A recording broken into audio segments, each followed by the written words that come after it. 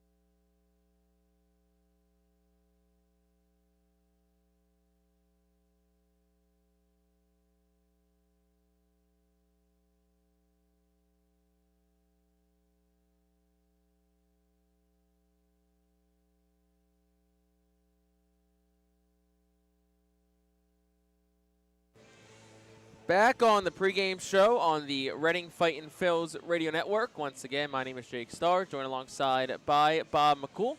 And you just heard our Phillies weekly minor league report. And the Fightin' Phillies will now try today to become the final Phillies team in their organization to pick up their first win of the season, as they'll look to salvage this series with Portland. And Bob, bring you in now.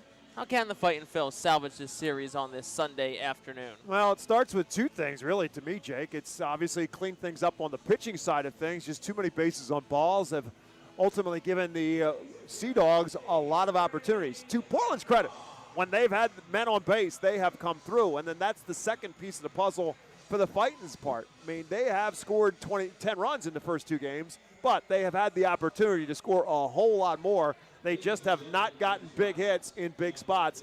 Left the bases loaded twice last night, left the bases loaded twice on Friday night. So 4 times in the first 2 games, Phils have left the bases loaded. So you heard it there. There are our keys to tonight's game. And the Fightin' Phillies, playing as the Reading Hot Dogs, have taken the field. It's time for the national anthem. So we'll step aside, wrap up our pregame show. We'll have lineups and first pitch coming up after this on the Fightin' Phillies radio network.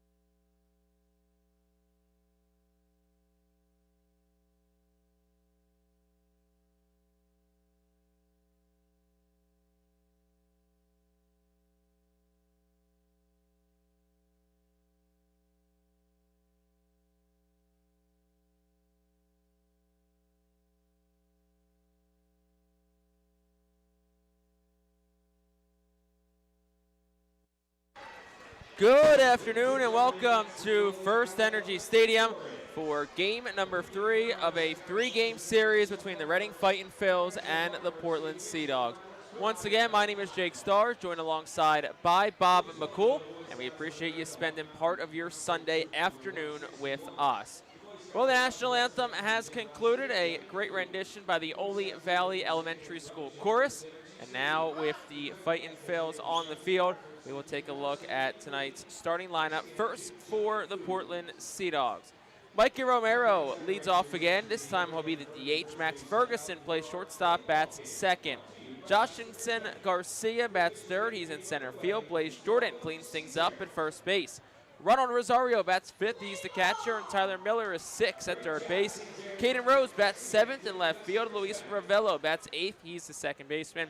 And Corey Rozier bats ninth and plays right field. Again, that's Romero, Ferguson, Garcia, Jordan, Rosario, Miller, Rose, Ravello, and Rozier. And on the mound for the Fightin' Phillies, making his first start since August 26, 2023, that's Griff McGarry. Yeah, it's a very interesting spot that Griff McGarry finds himself here in 2025. He is 25. He'll be 26 years of age on June the 8th. But last season, the Phils just trying to figure out a way to get the most out of Griff McGarry, whether it's a starter or whether it's as a reliever. Last year as a reliever, he pitched in 29 games at Lehigh Valley to a 4.70 earned run average. Nobody ever questions the stuff of Griff McGarry. It's always about the control for him and getting himself into issues with the bases on balls. Last year with Lehigh Valley, 30 2/3 innings pitched. He struck out 40. He walked 36. So the Phils have kind of trying to do a reset with him and getting back to a starter and see if he can find what is missing and get the most out of what he has in that right arm. So Griff McGarry has completed his warm-up tosses. As Bob said, 25-year-old pitcher, 5th-round pick out of Virginia in 2021 by the Phils. Mikey Romero digs in from the left side, leads things off for the Sea Dogs, and McGarry's first pitch home is bit down and away for a ball. It's 1-0. First pitch fired home today at 3:17. Our game time temperature, 53 degrees, thanks to All Temp Enterprises. And the 1-0 home from McGarry. That is on the outside corner for a strike, 1-1.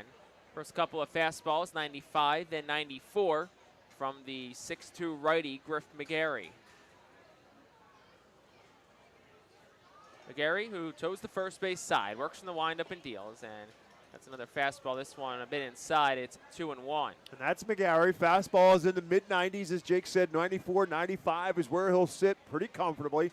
Has his slider, and it's a good one, and a cutter. 2 balls, 1 strike to Romero. Pitch to him is swung on and missed. 2-2. Romero can't catch up to a fastball at 95 and promptly steps out and gets time. Home plate umpire today is Garrett Nelson. Our crew chief, Josiah Shepard's at third. Brian Laws rounds out this 3-man Eastern League crew at third. 2-2 the count to Mikey Romero. Fightin's infield has him spun away to the right side. Miller at shortstop, shaded towards the bag. 2-2 home is swung on a miss, struck him out. McGarry dials it up to 97 on that fastball for out number 1. And that'll bring Max Ferguson to the plate. And that's a piece of the puzzle for McGarry. And as Jake said, dialed it up a notch. As I said, he's kind of comfortably sits at 94, 95, and then reach back for a little bit more. But can he develop that put-away pitch? And this Sea Dog team, as we've seen over the first 2 games of this series, has been pretty good at extending at-bats, fouling pitches off. First one home to Max Ferguson is swung on, hit in the air towards left. Slicing towards the line as Hendry Mendez, the left fielder, gets over and makes the catch. A couple of steps in front of the warning track for out number 2. That'll bring Josh Son Garcia to the plate. Those are the kind of outs that can make things life a lot better for Griff McGarry. Some quick outs and not run up that pitch count. So we said Hendry Mendez in left, Elio Prado in center, Leandro Pineda in right, Keaton Anthony at first, Trent Farquhar second, Eddie Miller short, Robert Moores at third, and Caleb Ricketts the catcher for Griff McGarry. Son Garcia digs in. First one to him is a fastball over for a called strike. It's 0-1.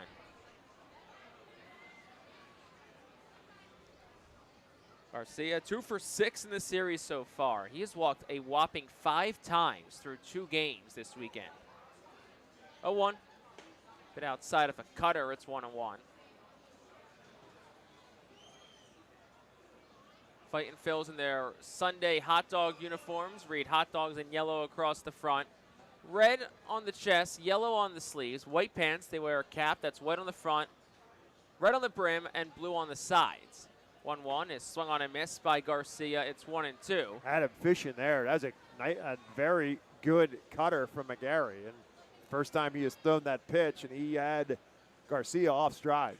And to complete the cap, got the hot dog plastered on the front as Garcia steps out and asks for time.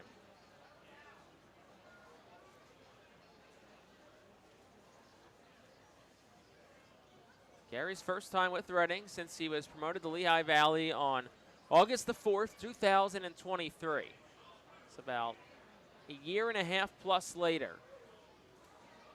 1 ball, 2 strikes to count to Garcia. 2 outs, pitch home. Goes to a slider that misses outside. It's 2-2 to the righty. That's how quickly things could change in this game. At that time, it was 3 hot prospects at the top of the Phillies prospect list. Andrew Painter, Mick Abel, and Griff McGarry. His 2-2, swung on a miss, struck him out. Fastball up and into Garcia, can't catch up to it. And a very strong first inning for Griff McGarry. Strikes out a couple of Sea Dogs in a 1-2-3 frame. We'll head to the home half of the first. Sea Dogs nothing, Fightin Phils coming to bat.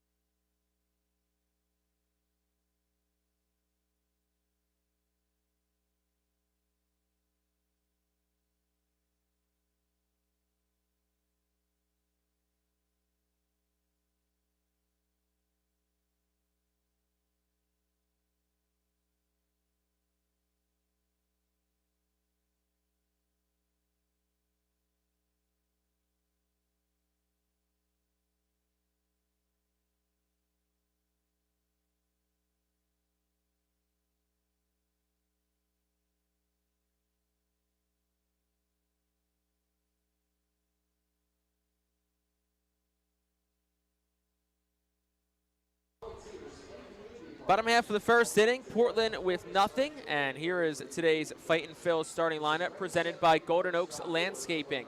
Trent Farquhar leads off at second base. Aiden Miller is second, the shortstop. Leandro Pineda third in right field. Keaton Anthony fourth at first base. Hendry Mendez is fifth in left field. Caleb Ricketts sixth, the catcher. Paul McIntosh is seventh, the DH. Elio Prado is eighth, the center fielder. Robert Moore ninth at third base. And they'll go against lefty Connolly Early for the Portland Sea Dogs. Early is 23 years of age, just turned 23 on opening day eve. I don't know if that's a holiday or not, but we'll just turn it into one.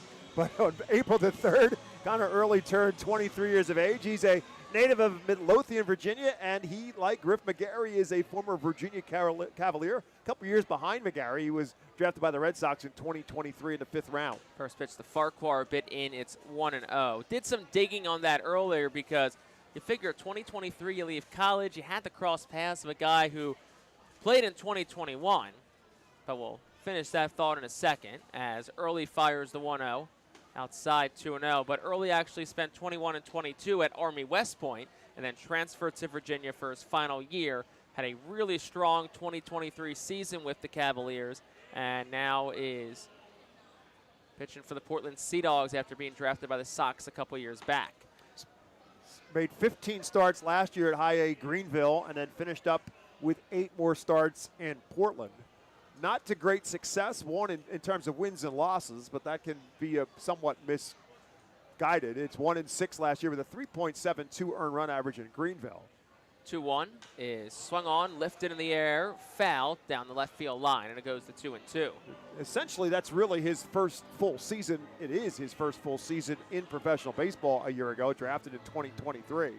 And 8 starts once he got promoted to Portland. He went 2-3 with a 4.50 earned run average. 2-2 from Early, and Farquhar takes it up and into the lefty. He runs the count full. Pretty good control, though, in his time in Portland. Again, 8 starts, 36 innings, 48 strikeouts, just 15 walks. So 3 balls, 2 strikes to count to Farquhar. 1 for 9 on the weekend is him so far. Pitch home. Swing and a miss, struck him out behind a fastball upstairs from Early. So first strikeout for Connolly Early, and that'll bring Aiden Miller to the plate, back in the lineup tonight after having the night off on Saturday. Curious to watch Aiden Miller's approach here early on. Of course, he had the home run on opening night, and then we just kind of felt like the swing got a little bit bigger after that home run on Friday. First one home, Miller takes it down, 1 ball, no strikes. Miller 2 for 5 on Friday night, had that home run, also an infield single, but did strike out a couple of times. 1-0 home is taken for a strike, it's 1-1. Miller's home run on opening night was the first one of his Double-A career. And the pitch home. Another breaking pitch in for a strike. It's 1-2.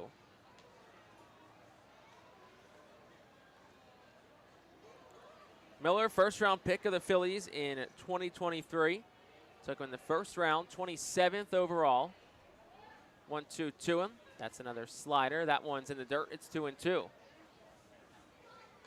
Interesting approach here. Early lefty on lefty with Farquhar went fastballs and up, and yet with their right-handed hitter going early on with more breaking pitches. 2-2 the count. Early fires, and Miller swings and misses out in front of a changeup. So back-to-back strikeouts for Connolly Early to start this game, and that'll bring Leandro Pineda to the plate for the Fightin' Phils. So that's kind of a different version of pitching backwards. Again, you think lefty on lefty, you're going to see more off-speed stuff, and then more with the fastball against the right-hand hitter, and Early actually was the opposite. He had more of the straight fastball stuff against the lefty Farquhar and more of the breaking ball stuff against the right-hander. First pitch to Pineda, a bit down, 1 ball, no strikes to the lefty. Pineda 0 for 4 last night, struck out 3 times, so looking to bounce back today. 1-0 home, swing and a miss, it's 1-1. Another cloudy day. Felt like the sun was trying to peek through as we were approaching first pitch. Temperatures in about the mid-50s. Bit of a breeze blowing in from center. And the 1-1 swung on and tap foul just towards the Phillies dugout on the right side.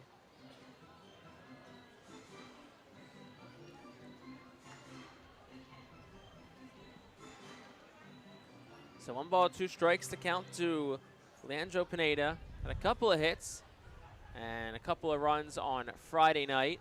1-2, he swings and he hits it foul to the left side, and the count stays 1-2.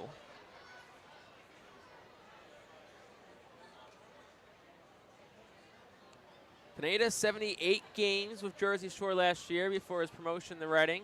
That was short-lived before he was placed on the injured list. Next pitch is a bit outside of a slider to the lefty. It's 2-2.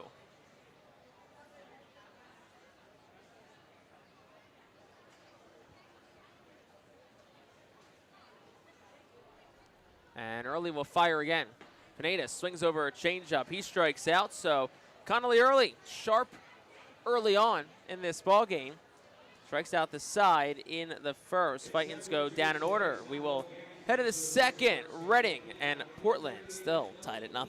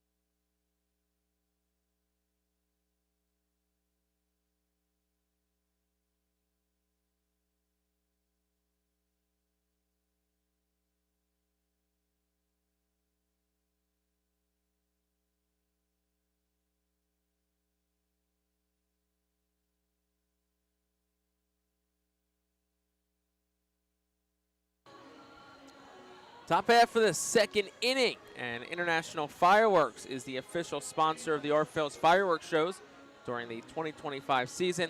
Head to their store at 242 Sycamore Road in Douglasville or visit fireworksrus.com. So both teams down in order, both pitchers looking sharp early on in this scoreless ball game as we move to the top half of the second inning. Griff McGarry finishes up his warm-up tosses, and it'll be 4, 5, 6 due up for the Sea Dogs, starting with Blaze Jordan. 5 strikeouts combined between the two pitchers to start this game, too. Yeah, it's very opposite of what we've had over the course of the first 2 games of this series. So Blaze Jordan will dig in from the right side. Slightly open stance for the righty Jordan. 1 for 8 this weekend. First one to him. He's swinging away, and he hits it foul. This is one to finish up. We start talking a little bit about this with McGarry and the prospect list, and you can say what you want about the prospect list, but they are a real thing. But again, 2 seasons ago, Andrew Painter, Mick Abel, Griff McGarry were 3 of the top 5 prospects in the Phillies organization. Obviously, Painter is still at the top of that list. 0-1 is over for a called strike. It's 0-2. And Mick Abel is still very much a piece of it, and maybe had his best outing yet as a Philadelphia Philly minor leaguer on Friday night for the Iron Pigs. And McGarry's still on that list, but now he's very much on the opposite end of that list. Here's the 0-2 to Jordan. He swings and he fouls it straight back. It stays no balls and 2 strikes. But just to finish up in a thought, in the conversation I had with him on media day, he seems a little bit more reserved, but at the same time resolute on, like, you know what, I think he realizes, like, this is a season for me. We're going to get back to being a starter, and it's a chance for me to prove myself. 0-2. Swung on, defensive swing by Jordan. He just fouls it to the right side. It stays 0-2. I mean, here's the thing with the prospect list. Whether you're a first-round pick or you're a 20th round pick, if you perform, correct, there's always going to be a spot for you. Right. And again, the question has always been not the stuff of McGarry, but the control. Here's the 0-2. And Jordan swings and he lines it towards right, and back goes Pineda, and he leaps into right fielder, makes an impressive catch. Ball had some carry to it. Looked like it was dying early. but kind of like I guess a golf ball, kind of just kept rising. Yeah. And Pineda a little bit fooled, but makes the adjustment and the catch. And here's Ronald Rosario with one out. Yeah, just like, almost like a rising fastball off the bat of Blaze Jordan. And I think Pineda figured he had it, no problem, and it just kind of kept rising. But reaches up, plucks it out of the air, takes extra base hits away from Blaze Jordan. First pitch to Rosario misses a bit up for a ball. It's 1-0. Mental approach has also always been a big thing with Griff McGarry, and he's talked to us about that when he was here 2 seasons ago, about his mental approach and the things that he does to kind of keep himself locked in and focused in. 1-0. That misses high. 2 balls, no strikes. Told us at the time that he learned that at Virginia, that he would kind of have those moments where he would just kind of walk around the mound and kind of adjust the necklace. Just it was a way to just kind of get him refocused. 2-0 is at the knees for a strike, 2-1. And what that really is all about, it's really just, I think, slowing down his mind more than anything. Which, as a pitcher, is the most important Absolutely. thing. I know the pitch clock probably doesn't help a ton, but it's still so important. 2-1, swing and a miss, 2-2. Behind a fastball was Rosario. Rosario hitless in this series. He has walked a couple of times and has scored runs both times he's walked. 0-0 our score. Top of the second, 1 out. Rosario got time. McGarry uses that time to dust off his cleats. 2 balls, 2 strikes to count. And the righty will wind and fire. Swung on and lofted in the air. Foul territory, first base side. Anthony gives it a look, but it'll land in the grandstand down the right field line. And the count will stay at 2 balls and 2 strikes.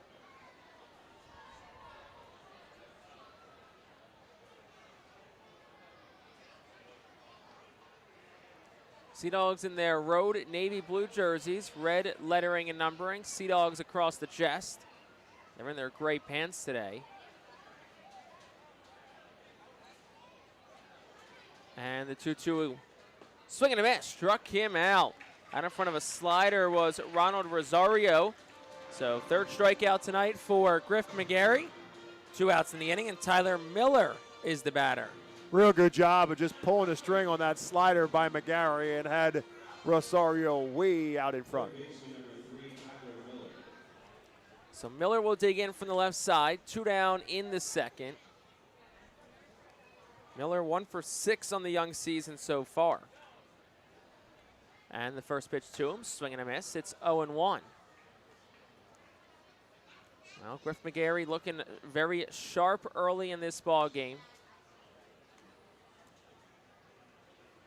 And working quickly, the 0-1 is over for a strike. It's 0-2. Got a fastball in the inside corner to the lefty Miller. So McGarry sent Portland down in order in the first. And he's looking for a 1-2-3 frame in the second. Miller stepped out and got time, trying to slow down Griff McGarry. 0-2, 2 outs. Here, the 6'2 righty, set of the belt, first base side of the rubber, deals home. Misses a bit up and away with the fastball. It's 1-2.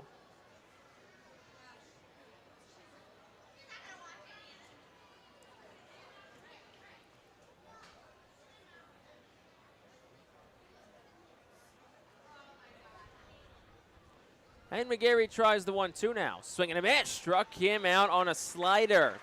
So a couple more strikeouts for Griff McGarry in the second. 4 in total. We're through an inning and a half. Fighting Phillies, and Sea Dogs still locked up at 0.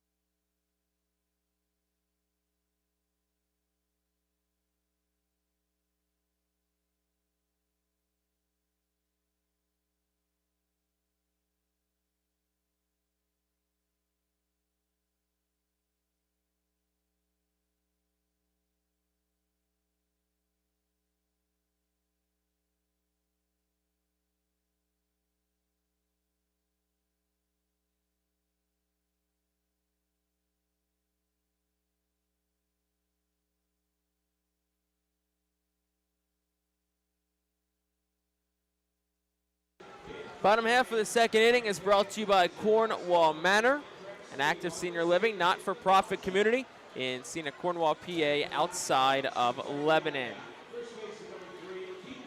So Keaton Anthony leads off. Fightin' Phils and Sea Dogs both scoreless through an inning and a half so far. Anthony will dig in from the right side. Connolly Early back out there, and his first pitch is inside for a ball. It's 1-0.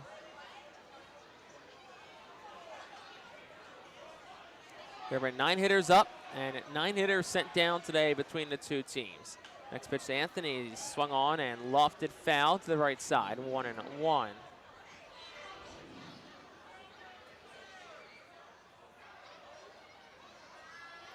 Anthony 3 for 9 in this series, couple of RBIs so far. Pitch home is swung on and hit well, right center field. Rozier's back towards the gap, and he makes the catch.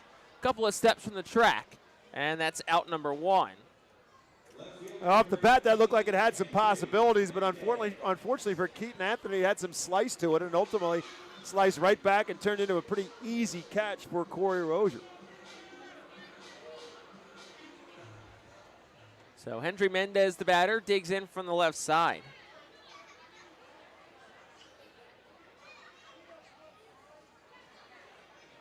And Connolly Early, the lefty, first pitch home is in tight to Mendez, almost hit him. Somehow he leans out of the way of it. Mendez, good series so far, 3 for 7, RBI and a run scored. Pitch home, low and away, 2 balls, no strikes.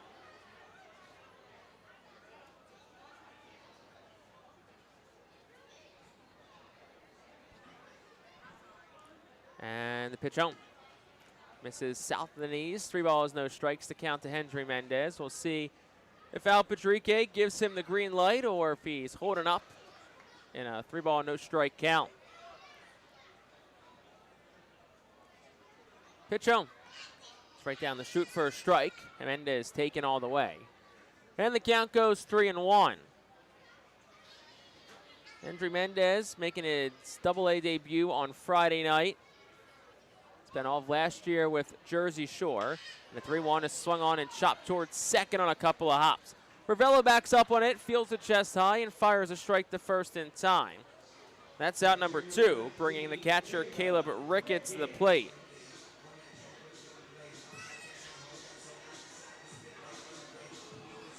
So Connolly Early, like his Mound counterpart Griff McGarry, went to Virginia and also was a 5th-round pick.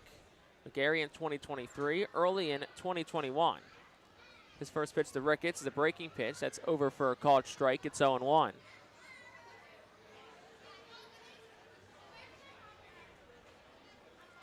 Ricketts 2 for 5 on Friday night, drove in a couple of runs. 0-1 to him is swung on and fouled back. Was on line with us, but a little bit higher than the broadcast booth. If we were 15 feet taller, Jake, we would have had that. If we were on the roof, we may have had that. That we would have. It would have a little bit more wind gust if we were on the roof as well.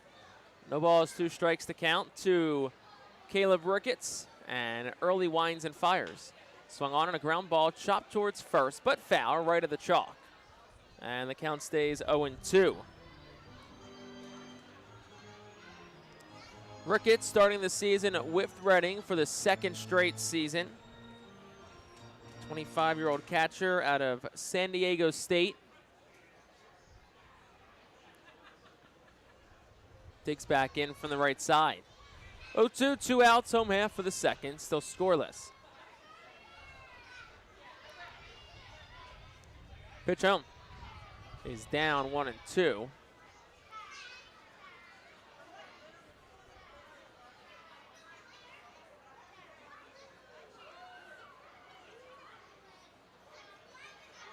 One ball, 2 strikes to the lefty, Caleb Ricketts. Early winds and deals. Swing and a miss, struck him out. Ricketts out in front of a changeup, so 4 strikeout already for Connolly Early, 8 in total between the 2 starters today. Fightin' Phils once again go down in order.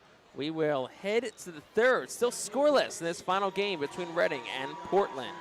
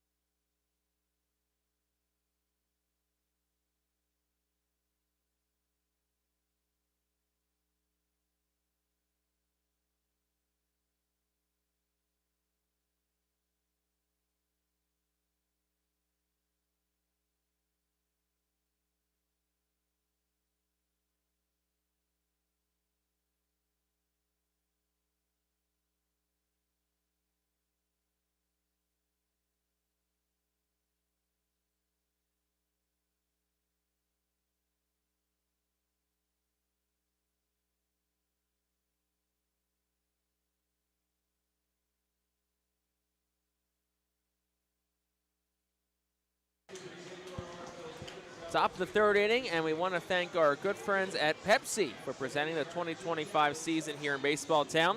Go Fightin' Phils and drink more Pepsi. So still a scoreless ball game as we move to the top half of the third inning. Griff McGarry back on the mound for Reading. Both McGarry and Connolly early for Portland have faced the minimum so far.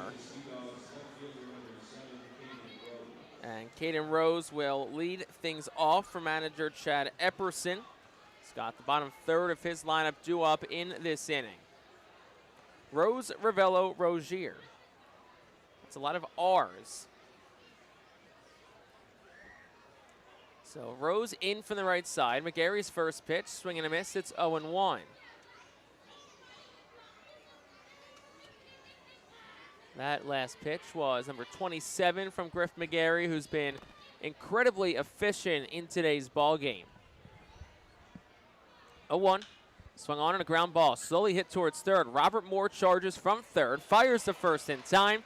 And that will retire Caden Rose. So Robert Moore, who has not played a lot of third base in his career, makes an impressive play early. That'll bring Luis Ravello to the plate for the Phils. That is going to be Robert Moore's role on this team. With Aiden Miller here, Aiden Miller is going to play shortstop more often than not. So Robert Moore's going to play some second. He's going to play some third. Brings Luis Ravello to the plate. With one out, first pitch to him, over for a strike, it's 0-1. So Robert Moore in his professional career has played third base a grand total of one game. Was with Wisconsin in 2023. Did not appear there at all last year with Reading. 0-1 is a strike, it's 0-2.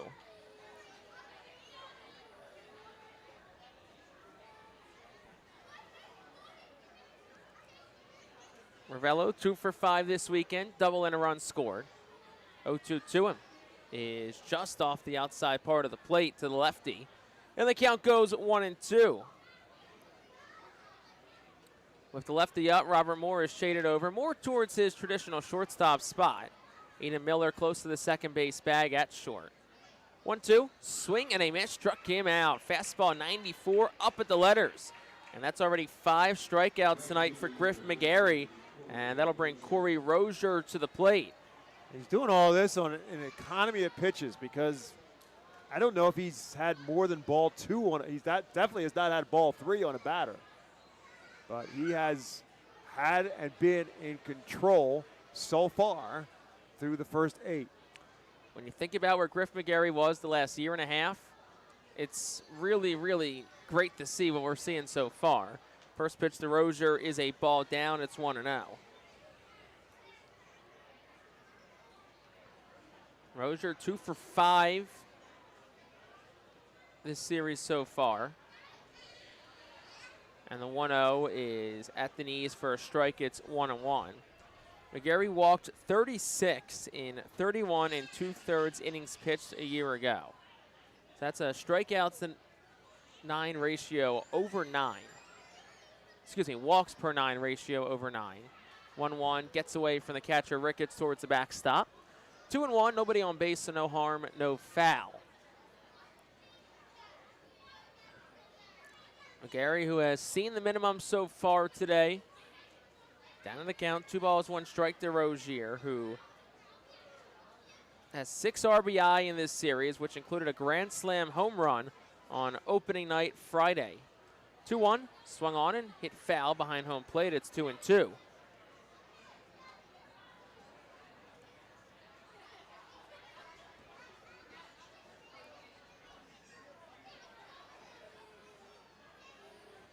And Rozier will step out and ask for time. 2 balls, 2 strikes to count, 2 outs. Top half of the third inning. Bases are empty. There's not been a single base runner on either side yet, as the Fightin' Phils and Sea Dogs are locked up at nothing apiece. McGarry, the righty, ready at the belt. From the windup, he fires. Just misses outside. McGarry was 4 steps towards the dugout. So he thought he got strike 3. So first 3-ball count of the day. It runs full. McGarry will try to punch out Rozier. And the payoff pitch is swung on and hit foul. It stays a full count to Rozier. I have really been impressed by the at-bats that Corey Rozier has put together in this series. It seems like he has done far more damage than a guy who has just 2 hits. But he obviously had the grand slam on Friday night, but he has had a big footprint on a 2-0 start for Portland. 3-2 the count again. Pitch home is over for a called strike 3 on the inside corner. 6 strikeouts through 3 innings for Griff McGarry. No runs in the inning for Portland, no hits. Nobody left on base. We're through 2.5. Still scoreless in the Fightin' Phillies Radio Network.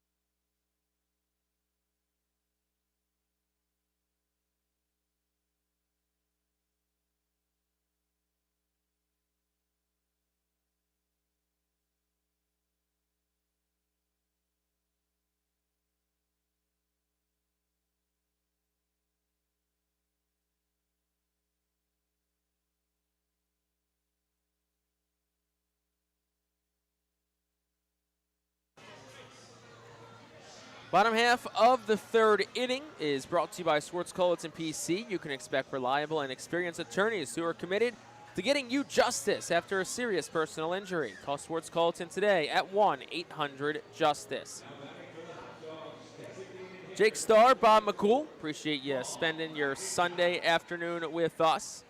It's been an early pitcher's duel between Griff McGarry and Sea Dogs pitcher Connolly Early, who's back out on the mound, and he'll get the bottom 3rd of the Phillies lineup, starting with Paul McIntosh, who homered last night.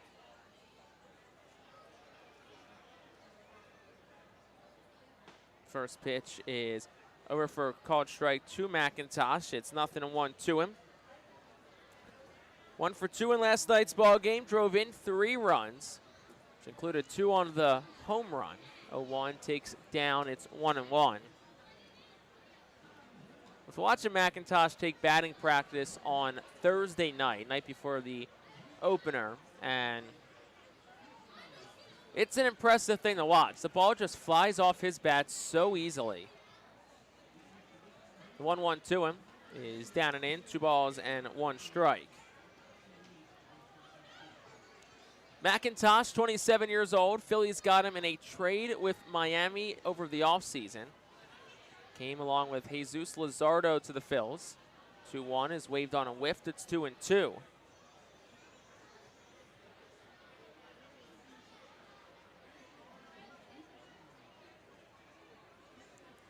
McIntosh will step out and ask for time. It's been all last year in Double-A. Pensacola in the Marlins system. And the 2-2 home. Swing and a miss, struck him out. McIntosh out in front and over a slider from Early. That's already strikeout number 5 for him. So between the 2 pitchers, we've are at 11 strikeouts, and it's not even the end of the 3rd inning yet. Yeah, McGarry started to use a little bit of that back foot slider in the last inning, and Early's been using it throughout his now 7 batters that he has faced. First one, the Elio Prado is dropped in for a called strike at 0-1. Started with a changeup. Early's really mixed his pitch as well. Both pitchers really have. McGarry's definitely been heavier on the fastball, but Early has been a really good just mix all around. 0-1 is swung on and fouled into the main grandstand. It's 0-2. Yeah, it's been a fastball, a changeup, slider as well for Early. Prado didn't play last night. Was 1 for 4 in the opener. 0-2. Breaking pitch just a bit up. 1 ball, 2 strikes. Rosario behind home plate thought it was strike 3.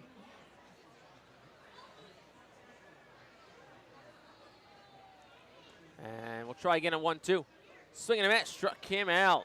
6 strikeout for Connolly early. And that was back to the changeup. So he started him with a changeup and then finished him off with a changeup as well. We owe you the Portland defense, so we'll do that real quick. Jordan's really at haven't first. had a big say in this. Ravello's at second. Ferguson at short. Miller at third. Rozier in right. Garcia center. Rose is in left, and Rosario's the catcher. Robert Moore bats with 2 outs in the third. First pitch to him is a ball. It's 1-0. It's a total 180 of kind of the type of game that we've had the last 2 nights, because there were a lot of walks. Portland walked a lot last night of guys, and Reading walked a lot of guys on Friday night. 1-0 is inside and somehow did not hit Robert Moore. Guess he jumped over it. He might very well have done that. Moore bats from the right side. First time he's flipped to that side for the switch hitter this year. And the 2-0. Inside corner with a fastball. It's 2-1. Moore made his season debut last night. 1 for 3 with the run scored. Also walked a couple of times. 2-1 to him is dropped in for a strike. It's 2-2.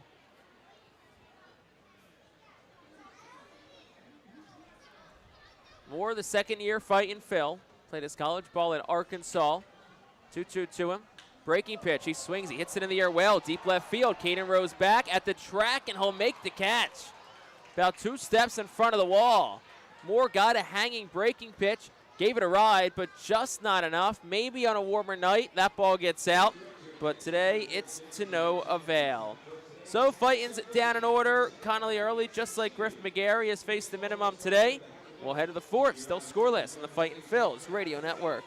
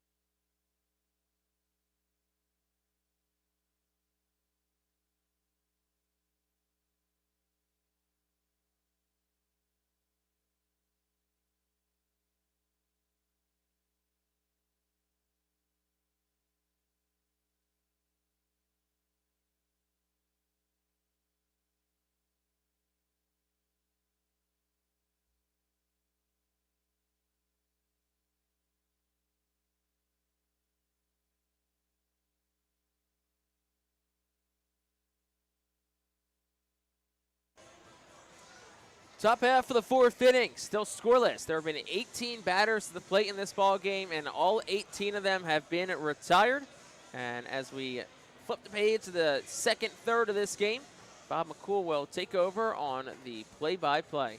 Thank you very much, Jake Starr. It is moving along quite crisply so far through the first 3 innings, unlike what we've had over the course of the first couple of nights. But we've got ourselves a well-pitched ball game between starter Griff McGarry for the Fightin Phils and lefty Connolly early for the Sea Dogs. So we flipped the lineup around with Mikey Romero starting things off here for the Sea Dogs. He was a strikeout victim his first time up. McGarry with 6 strikeouts through the first 3 innings. And he winds and delivers his first pitch that's just a bit outside to Romero. Romero, just 21 years of age, drafted by the Red Sox in the first round. Number 24 overall pick in the 2022 draft out of Orange Lutheran High School in San Diego. He swings and misses at this pitch, and it's 1-1. Romero, with his strikeout his first time up, is now 2 for 8 in this series. He's also walked a couple of times and drove in 4, all 4 of them coming in Friday night. 1-1 pitch, swing and a miss. Sea Dogs won the game opener and the season opener 14-6 on Friday night. Came back with the 7-4 victory in game 2. So the Fightin's looking for their first win and at least salvage a game out of this quick 3-game series before heading on the road to Somerset on Tuesday. 1 ball and 2 strikes to Mikey Romero leading off the 4th. This one fouled straight back in our direction, and oh, that went into the Portland booth. it did. It hit a railing. Hit the railing. And it went into the Portland booth. Looks like Portland broadcaster Emma Tiedemann is okay. She picked it up on a hop. Off a hop. We got the thumbs up from her. Counts 1 and 2. I was much more concerned about the young lady was walking up the steps backwards and not facing it as a swing and a miss. And McGarry strikes out another. Early goes down for the 2nd time. Strikeout number 7 for Griff McGarry. Yeah, how about that? Fastball 94 from Griff McGarry. He's up to 7 strikeouts. Boy, has he been impressive today. Just 44 pitches. So that flips it now to Max Ferguson. Ferguson, one of 2 batters who have not struck out so far against McGarry. He flew out to left field his first time up, and he takes the first pitch outside for a ball. Ferguson's had a good series. He's got right now 3 for 9 with his 0 for 1 today, but he's also walked 3 times and driven in a couple. And the left-handed hitter, 1-0 pitch is lifted foul and out of play down the third baseline. So McGarry evens the count at 1-1. Gary, originally, as Jake said, a 5th-round draft pick for the Phillies in 2021. San Francisco, California native. And winds and delivers his 1-1 pitch that's in the feet at Ferguson as he dances out of the way. It makes it a 2 balls and 1 strike count.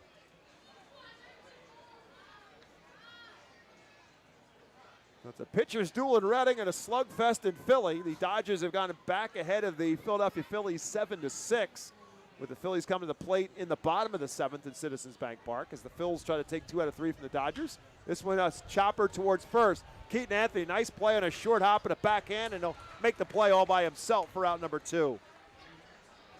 Yeah, softly a ground ball to Keaton Anthony, who we've talked about is as sure as it gets at first base. The reigning minor league baseball Gold Glove Award winner at that position, the best first baseman out of all 120 teams, Keaton Anthony.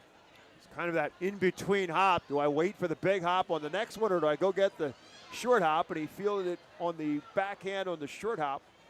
And that will bring Justinson Garcia to the plate. He was a strikeout victim his first time up. And big swing there by Garcia. He had ideas of changing this game around, but comes up empty. Thinking he's going to get a first pitch fastball and got a slider and swings through it. McGarry right back 0-1. Catches the outside corner. And he's got Garcia in a no balls and 2 strikes hole. Looking for strikeout number 8.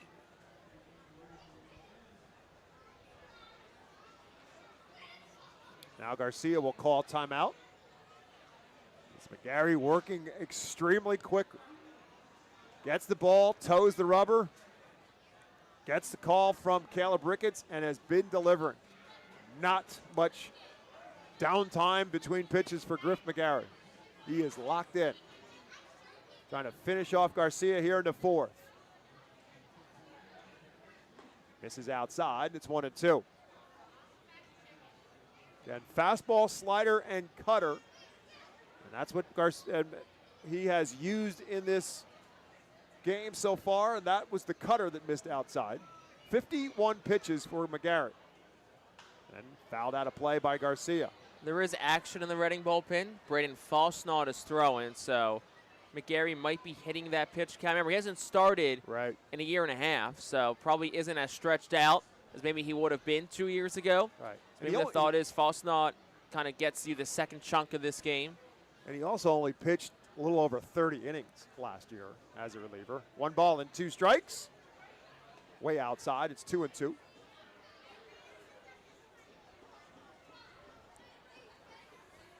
So whether it's an innings situation for McGarry or whether it's a pitch count,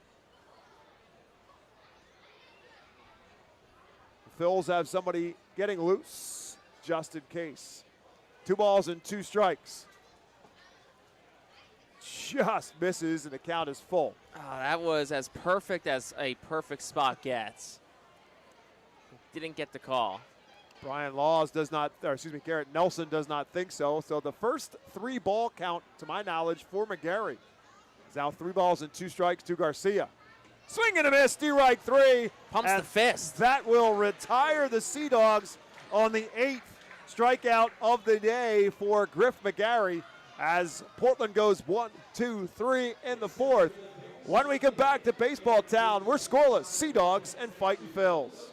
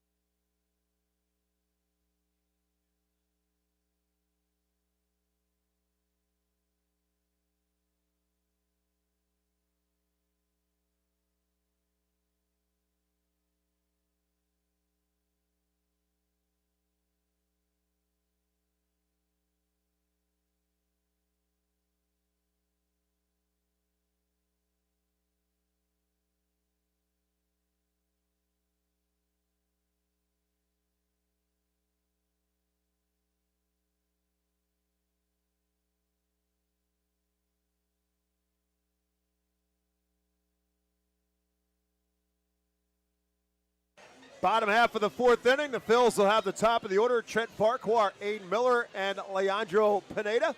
And before we go any further, happy birthday to Tommy, the usher down behind home plate celebrating his birthday. I think it's 29, 30. I'm not sure what the exact age is. Tommy from Kutztown. Tom from Kutztown. Tom from the radio, Tommy from the ballpark, Tommy the usher. I don't even know his last name. Does he have a last name? He does. Okay. I think we're Facebook friends, so it's like of a C. Yeah, it is. So Tommy, who's a regular here at the ballpark, you know, when he doesn't have a vacation day. Trent Farquhar leading it off, facing Conley Early, who was matched. Griff McGarry, batter for batter, strikeout for strikeout. He has struck out 6 so far. Farquhar, one of them, leading off the game, and he takes this one for outside for a ball. Farquhar 1 for 10 now in this series. Time called is home plate umpire Garrett Nelson wanting a little cleaning up around the on-deck circle for the Sea Dogs. Some equipment left behind. 1-0 pitch, lefty on lefty. Breaking ball is up and in. It's 2-0.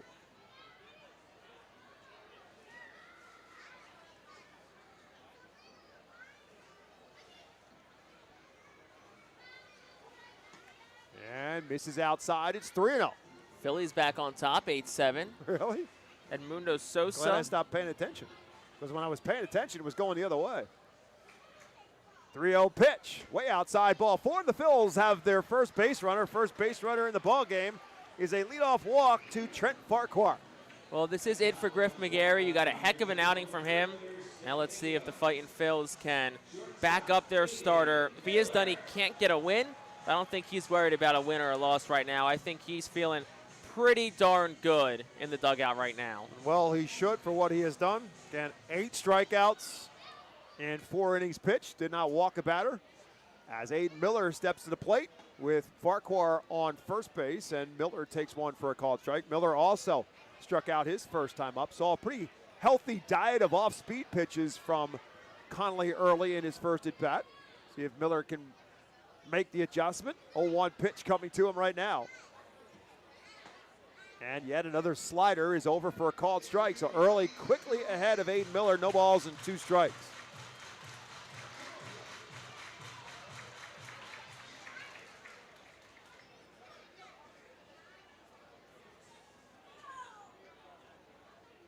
Pickoff attempt, not much of a lead for Farquhar. He's back standing without a problem.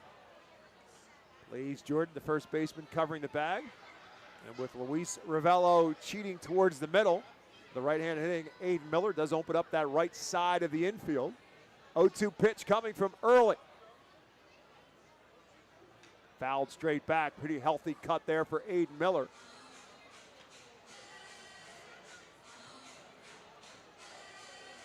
Nick Castellanos with a grand slam for the Phils earlier in the game. That's what gave Philadelphia a 6-2 lead at one point in time. As Jake said, the Phils have flipped it back now to an 8-7 advantage as Miller fouls one down the third base line. Past his manager Al Padrique in the third base coach's box. Michael Jones in the first base coach's box for the Fightins, as has been the case throughout this series.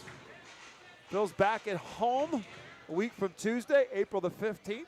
Mail your taxes on the way to the ballpark if you haven't done so. Come on out, 6:45. First pitch, Phils and Binghamton on April the 15th. Next home game here at FirstEnergy Stadium. 0-2 pitch coming from Aiden Miller. Started and stopped. They checked, and they say he went around on the appeal to Josiah Shepard at first base.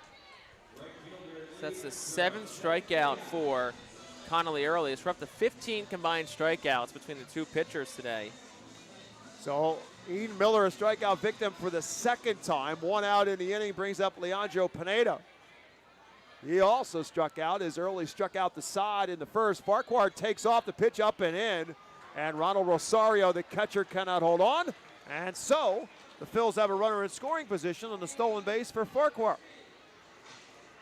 So Al Padrique seeing obviously what's going on here with the pitchers dominating, trying to get some runners in motion, make something happen as Farquhar turns a leadoff walk into now at second base and one out, and 1-0 to Pineda. Lefty on lefty, slow roller down to first base. Plays Jordan. He'll take the play all by himself and get the force out at first base, and that moves Farquhar to third, but with 2 outs. In essence, does do a job. It moves Farquhar, like you said, to third base, and so now pass ball, wild pitch should get the runner home. So Keaton Anthony, who hit the ball the hardest of anybody so far in the Phils lineup on his first time up on a line drive that held up for Corey Rozier in right field. Anthony 0 for 1 and 3 for 10 now on the season, and takes one low for a ball. Anthony with 2 RBIs so far, and looking for number 3 here that could give the Phils the early lead. Bottom half of the fourth were scoreless.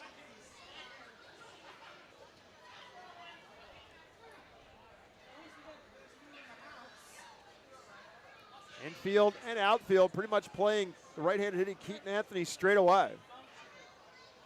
The 1-0 pitch is there for a called strike one. Goes with the changeup there at 1-0.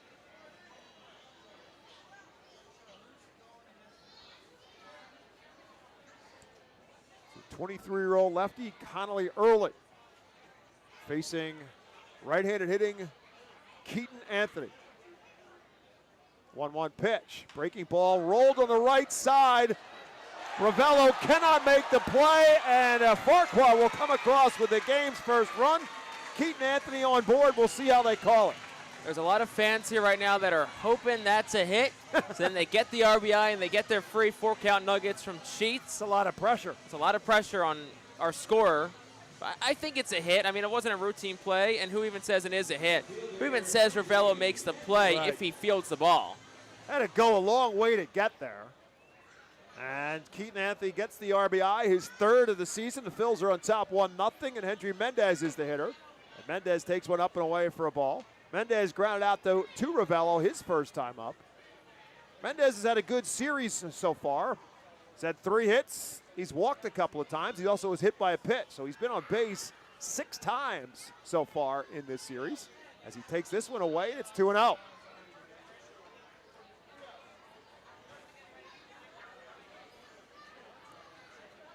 Playing the left-handed hitting Mendez to pull in the infield, pretty much straight away in the outfield, maybe even cheating a little bit the other way in center and left.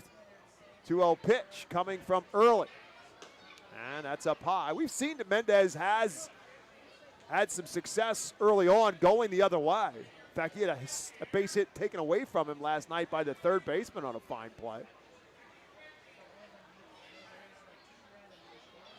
He's ahead in the count now, 3 balls and no strikes with Keaton Anthony at first. Pickoff attempt, Anthony back without a problem.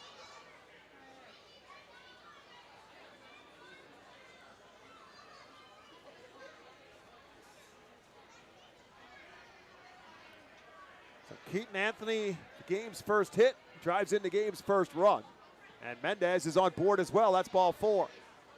So the second walk in the inning puts 2 on and 2 out now for Caleb Ricketts. And a conversation to be had now with Ronald Rosario, the catcher, and Connolly Early, the pitcher. This and some might movement. be it. Chad Epperson's coming out. Yeah, movement in the bullpen, and the call has been made, it would appear. Chad Epperson has made the early hook with Connolly Early, and the Alvernia University Golden Wolves call the bullpen when we come back to FirstEnergy Stadium.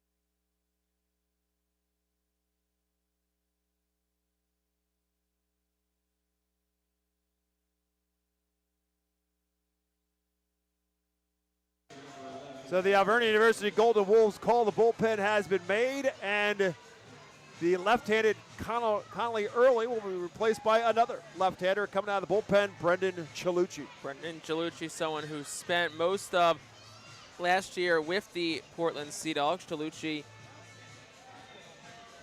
6'4", 211-pound righty, was at one point one of the Red Sox top prospects, and is now on the mound for Portland here in a pretty big spot.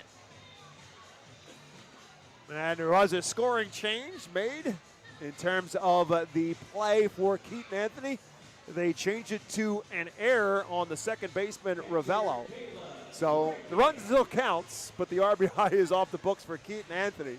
Phil's on top 1-0, and Brendan Chalucci inherits a 2-on, 2-out spot here in the bottom of the fourth, and Caleb Ricketts at the plate.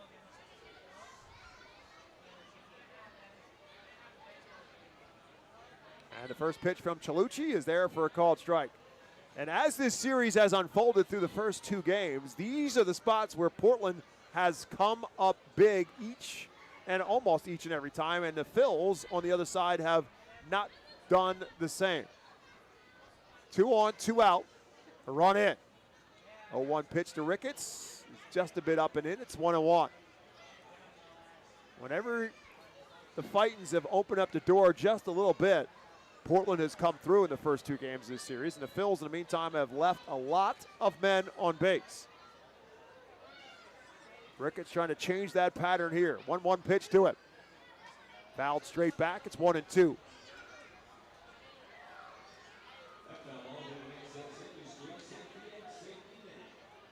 Phils left 12 men on base in Friday's series opener, and had followed it up with 11 more left on base last night. Ricketts with 2 RBIs on the season and a 1-2 count. Started and stopped, checked his swing, they'll appeal. He did not go around, and the count is 2-2. Keaton Anthony, the runner at second. Henry Mendez, the runner at first.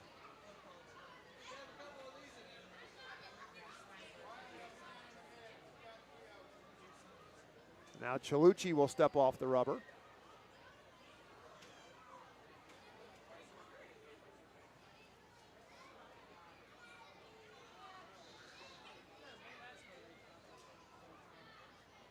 Way up and in, the count is full. So the runners will be off now on the pitch. Give a little extra advantage for Keaton Anthony if Caleb Ricketts can get one in play in the outfield. Center and left, cheating the left-hand hitter Ricketts just a little bit the other way. Rozier on the opposite side, playing the pull. 3 balls and 2 strikes to Caleb Ricketts. Lifts this one foul and out of play. Good job of just protecting the plate there for Ricketts. Kind of a bit of a defensive swing.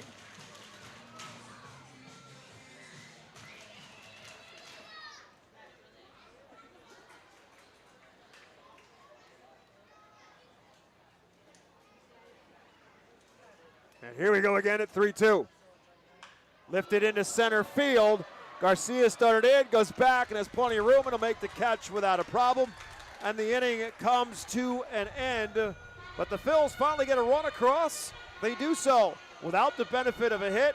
There was a costly error involved in the Phils. Leave 2 on board. We're through 4. Fightin's 1. Sea Dogs nothing.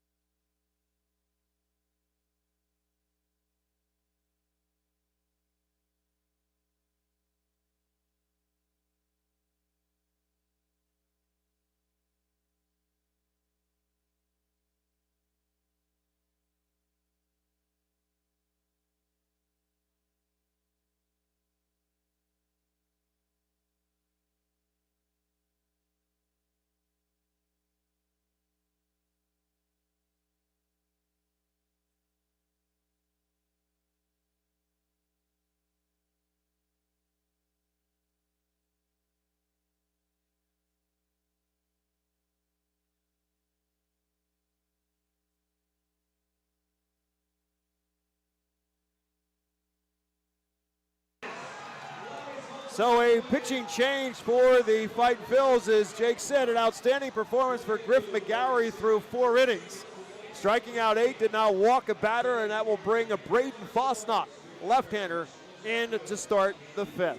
Braden Fosnot, who joined the Fightin Phils in the later part of last year, made 5 outings with Reading. In total, went 9-6, a 3.57 ERA across 24 appearances, 23 starts. Is a workhorse, 126 innings, gave 119 hits, walked 40, struck out 122. Opponents hit 248 against him. He will face 4, 5, and 6 due up in the Sea Dogs lineup. That's Blaze Jordan, Ronald Rosario, and Tyler Miller. Klein Transportation is proud to be the official transportation provider of the Reading Fightin Phils. Klein Transportation gets the R Phils to all their road trips throughout the 2025 season. For more information, go to kleintransportation.com. As Braden Fosnot starts Blaze Jordan with a called strike. Fosnot flew out the right field his first time up.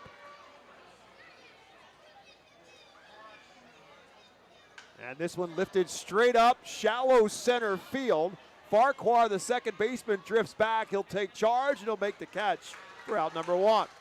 So how about the line for Griff McGarry today? 4 innings, no hits, no runs, no walks, 8 strikeouts. Can't get a whole lot better than that. So hopefully Griff McGarry will take that confidence with him for his next start, which no doubt will come in the 6-game series that will begin on Tuesday at Somerset. As Ronald Rosario now will bat with 1 out here in the 5th. And takes the first pitch from Fosnot over for a called strike.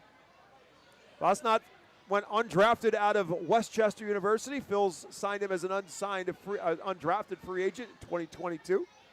25 years of age. Comes with a pitch that's inside for a ball. It's 1-1.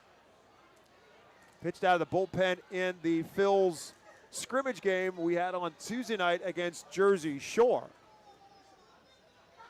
Retired all 6 batters he faced in that game.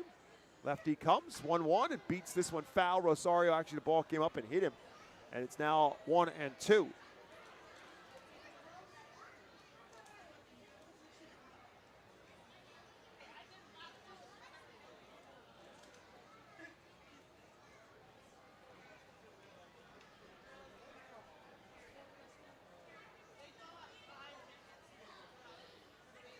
1-2 pitch, way outside. It's 2-2. Rosario looking for his first hit of the season. 0 for 10 now so far to start the year.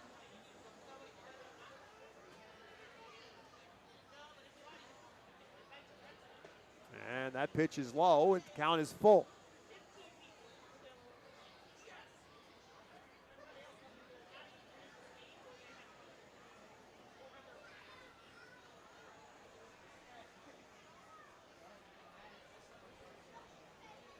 This one driven into center field straight away and deep. Prado goes back to the warning track, and he'll make the catch right in front of the right center field fence. Rosario hit it well, but Prado tracks it down for out number 2. Yeah, Ballas hit well, 358 feet, 99 off the bat.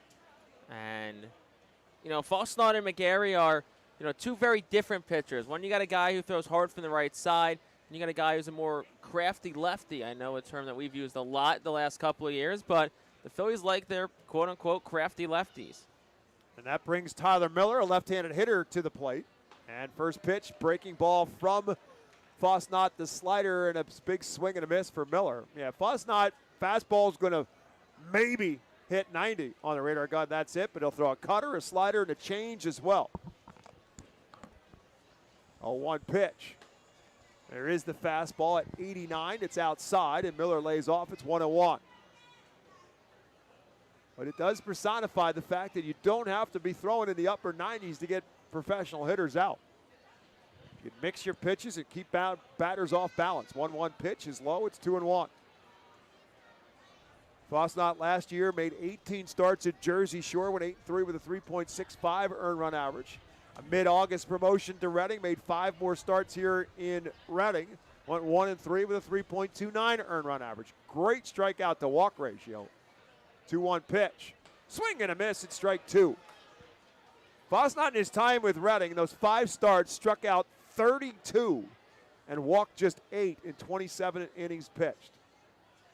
2 balls and 2 strikes now to Tyler Miller. Over for a called strike 3. And again, the Sea Dogs go 1-2-3 in the 5th. No runs, no hits, no errors, nobody left. We head to the bottom of the 5th. It remains the Fightins 1, the Sea Dogs nothing.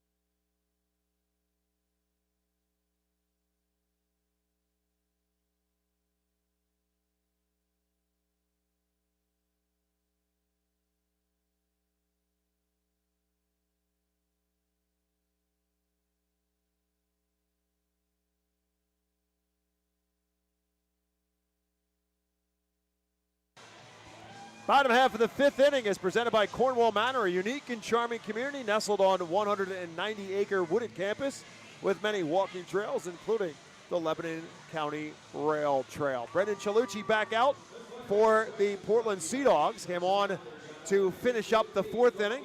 As the Phils put a run across, they lead at 1-0. Paul McIntosh will lead things off for the Fightins here in the 5th. McIntosh, a strikeout victim his first time up.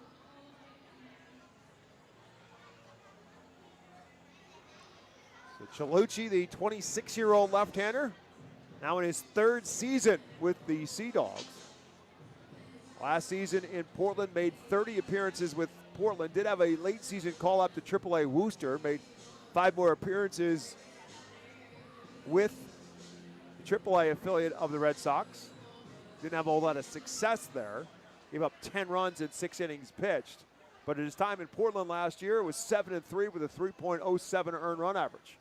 McIntosh, a strikeout victim against Early, his first time up. Takes this one from Chalucci way outside for ball 1. So McIntosh, you got to start last night behind the plate. Starts as the designated hitter in tonight's game. He's now 1 for 3 on the season. Drove in 3 runs in last night's ball game. Fouls this one away. Pedrique will pounce on it.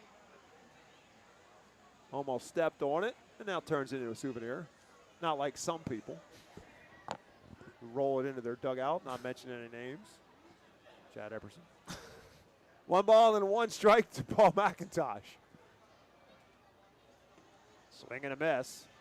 Jake talked about McIntosh's strength, and all you got to do is look at him. You can see how strong he is. If you don't believe me, look at the picture they use of him on the scoreboard. His neck is about the same size as Jake Starr's waist. I don't know what that says about me. It says more about joking. me or him. He's 5'11", 220. I mean, that picture, he looks like a middle linebacker. There's no doubt about it. And, you know, not just the picture. He's a big dude. He's a strong man. But an off-speed pitch, he swings through, and that's strike 3. McIntosh strikes out to start the 5th. And that will bring Elio Prado to the plate. Prado also a strikeout victim his first time up. Prado started in Friday's season opener. Sat out last night, so he's now 1 for 5 on the season.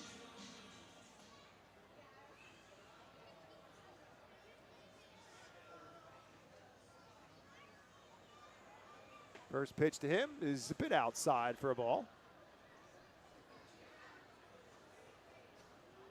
Phils and Dodgers are in the bottom of the 9th. Jose Alvarado in to close it out. Got Shohei Ohtani out for the first out of the inning. 8-7 Phils lead that one as Prado swings and misses at another pitch low. And it's 1 ball and 1 strike. So Chalucci right now beating up on the bottom end of the strike zone. And against McIntosh and now against Prado, a couple of right-handed hitters. This one driven straight away, left center field.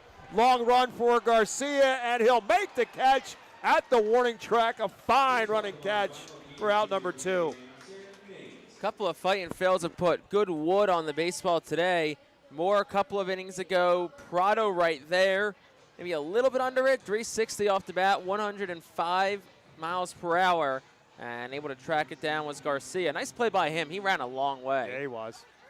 And that'll bring Robert Moore to the plate now with 2 outs. Moore, the switch hitter, batting right-handed. Flew out to left field his first time up. Hit it pretty well. Hit it to the warning track. Drove Caden Rose, the left fielder, to the track his first time up. Against Connolly early. No balls and a strike now facing Brendan Chalucci.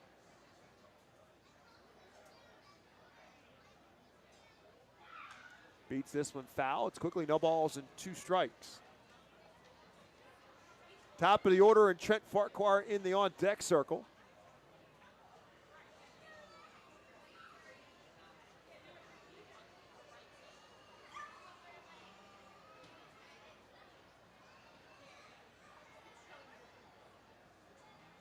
That's way outside, ball 1. Robert Moore lays off. Moore 1 for 3 last night, also walked a couple of times.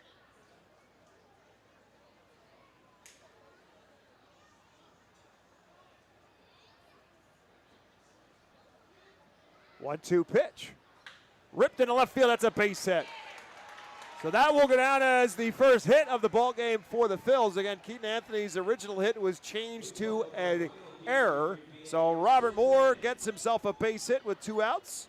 And that flips the lineup around now to Trent Farquhar. Another good swing for Robert Moore today, and he's done a good job just jumping on hanging off-speed pitches. That one, a slider in the upper 80s that Chalucci just left over the plate a little bit too much and takes it right down the left field line for a hit. See if the Fightins can do something now with 2 outs. Farquhar, who walked and scored the Phils run, now bats, and the first pitch to him is up and in as he spins out of the way of it. See if the Phils think about putting Robert Moore in motion here. Farquhar stole a base to get himself in scoring position. Turned out to help out the cause to get that first run across. And that one's way outside. Moore not going anywhere as of yet. It's 2-0 now to Trent Farquhar.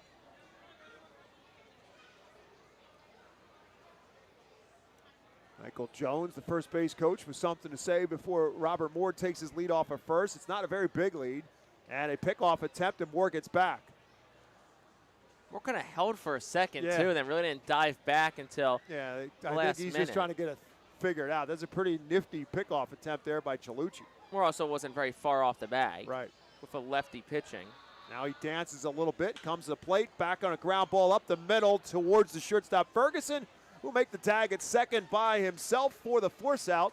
And that will do it for the Phils in the 5th. No runs. They get a hit. No errors and one man left. We're through 5 in Baseball Town. Reading 1, Portland nothing.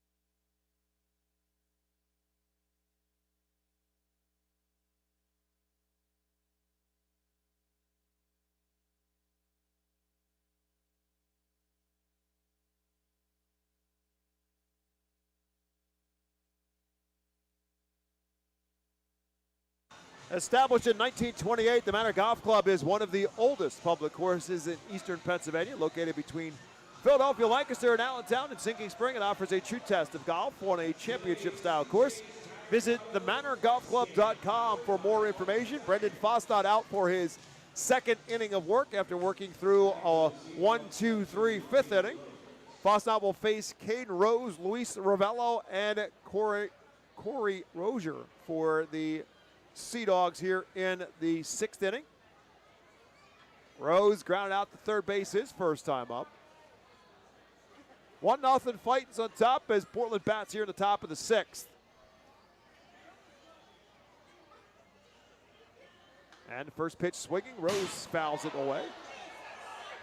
Now back off the facing of the roof over the grandstand. And the loud thud you hear in our crowd, Mike. So Fosnot ahead of Rose, no balls and a strike. Rose squares around to bunt, pulls the bat back, but it's over for a strike. Not sure, and Rose, I think, questioning, did I attempt a bunt, or was that a called strike? And I think the answer to that was yes and yes, because it was a called strike. And I don't know that Rose really pulled the bat back in time. Doesn't matter, it's 0 balls and 2 strikes.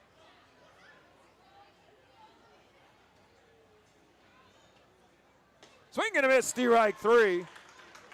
Fosnot registers his second strikeout.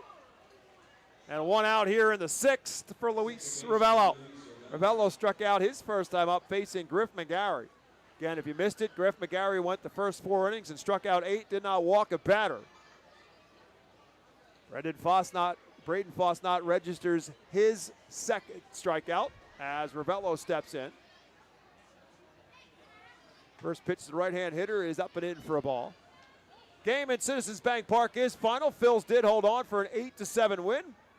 Jose Alvarado with a 1-2-3 ninth inning, and the Phils take 2 out of 3 against the Los Angeles Dodgers at home, giving the Dodgers their first losses of the 2025 season, and that one's over for a called strike. It's 1-1.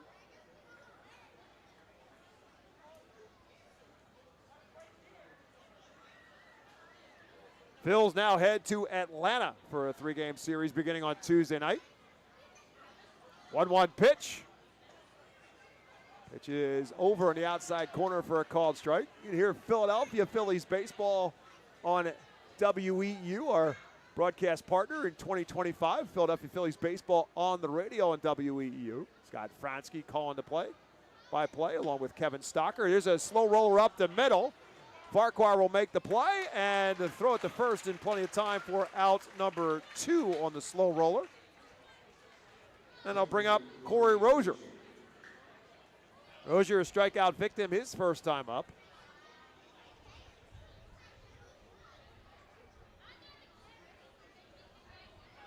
Left-handed hitter facing Fosnot.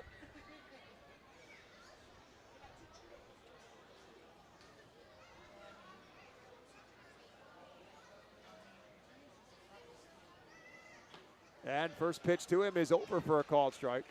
Again, Rozier with just 2 hits in this series, but he's also walked 3 times. He's driven in 6.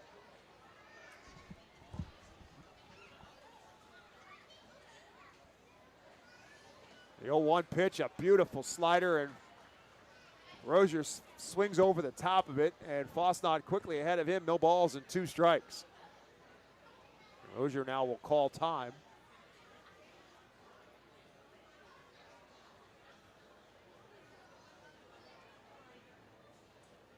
Rozier playing in his 3rd different organization. Originally drafted by the Mariners, traded to San Diego, and now with the Red Sox organization. Here's a slow roller left side. The third baseman, Robert Moore, will take charge. The throw to first, not in time. Bang, bang play. Keaton Anthony thought he was out. Rozier beats it out. And if so, that's going to be the game's first hit for the Sea Dogs. It is. Yeah, first hit of the day. Looked like maybe a little bit of confusion between Aiden Miller and Robert Moore. Moore, who's more of a natural shortstop, kind of those shortstop instincts kick in, said, I'm going to go get this ball, and just too much time to get it and not enough on the throw, and Rozier beats it out. So that is the first hit for the Sea Dogs with 2 outs here in the 6th, and Mikey Romero on the top of the order now up for Portland. And Rozier taking off on the play. Ricketts' throw down is wide, and the swipe tag by Miller is not in time, and Rozier's at second base now after the stolen base. Ricketts threw out the only base runner that ran against him on Friday night, so that's the first stolen base allowed by Ricketts this year, but him and the pitchers have done a pretty good job overall controlling the running game through a couple so far. Pitch to Romero was a ball. So 1-0 to the left-hand hitting Mikey Romero. Struck out both at-bats so far in this one. This one's in the dirt, gets away from Ricketts. That's going to let Rozier move up to third base now.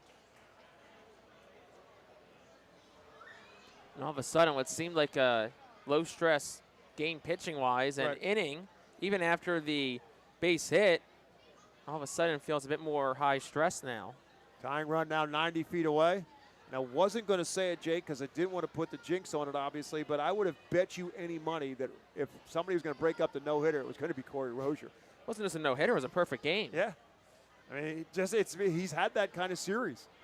He's been in the middle of everything. He's now at third base with 2 outs and a 2-0 count on Mikey Romero.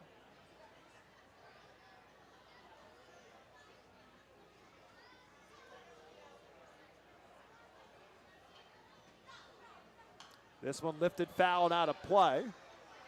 So the count 2-1. Chad Epperson, the manager for the Sea Dogs, coaching in the third base box. Kyle Sasala coaching in the first base box. Defense plays Romero pretty much straight away. And a 2 balls, 1 strike count. Just misses, it's 3-1. Just a bit low, I presume.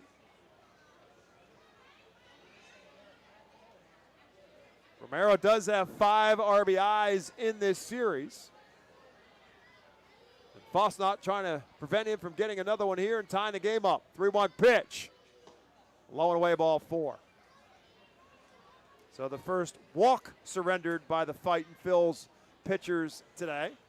Puts runners at the corners now with 2 out. And Max Ferguson at the plate.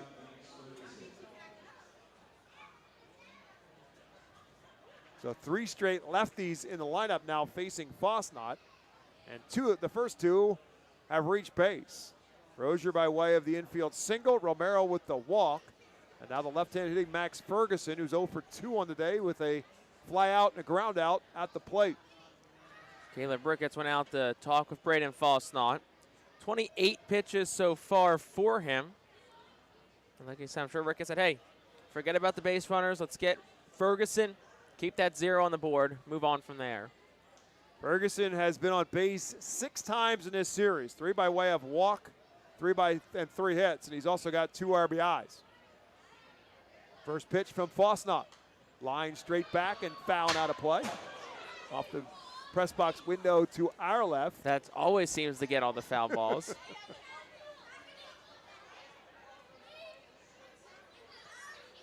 So it's no balls and a strike now to Ferguson.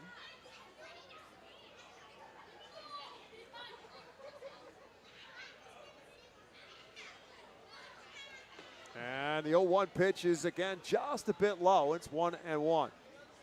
Fosnot's missed low. It's been very close. But just a tick low, and it's 1-1.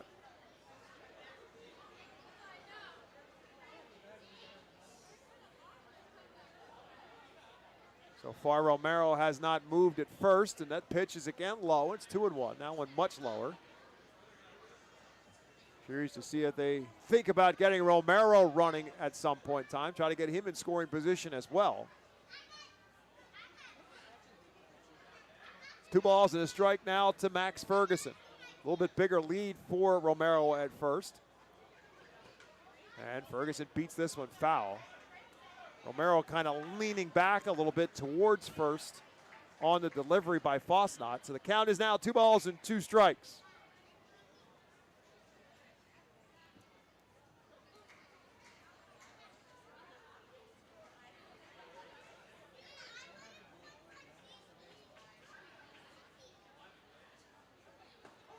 Over for a called strike 3, and that'll do it for the Sea Dogs in the 6th as Ferguson goes down looking. 3rd strikeout for Fosnot, and a big one here to end the inning for Portland. No runs. They get their first hit. There were no errors, and 2 men left on base. We head to the bottom of the 6th. It's 1-0 Reading on top.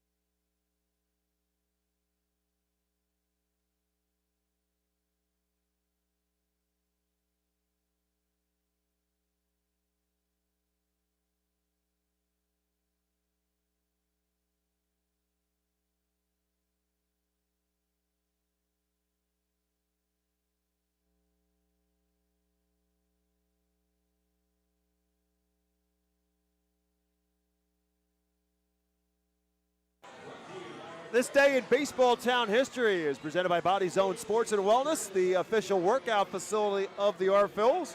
And this day in baseball town, we take you all the way back to April the 6th of 2023. Reading Fight Phillies signified and signed their partnership with Reading High School to begin playing their home games here at FirstEnergy Stadium, all as a part of the remodeling facility and the Redders Event Center. A deal signed that the Red Knights will play their home games here at FirstEnergy Stadium, the bulk of their home games here at this magnificent facility for the next 20 years. And leading off here is Aiden Miller, who is 20 years of age, as a matter of fact, as he stands in. Miller struck out both plate appearances so far. Those two against Connolly early, now facing Brendan Chalucci for the first time. He beats this one foul, but Miller quickly behind, no balls and 2 strikes.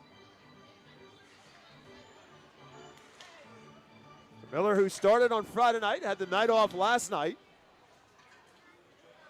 Don't figure to be a whole lot of those nights for Aiden Miller, where he's watching more than he's playing. Number 2 prospect in the Phillies organization.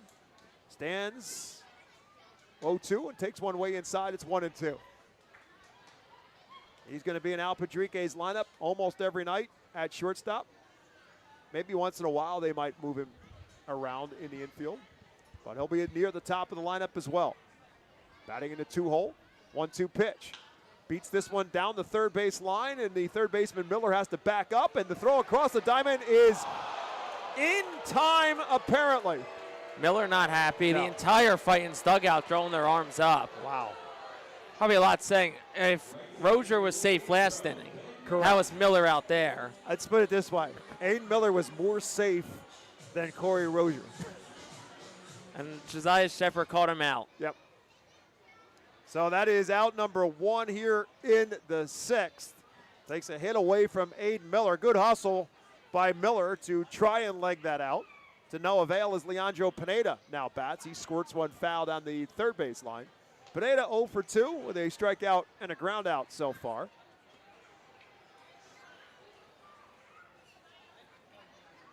His ground out proved to be vital because he did move Trent Farquhar from second to third, and then Farquhar eventually scored on the error by Keaton Anthony.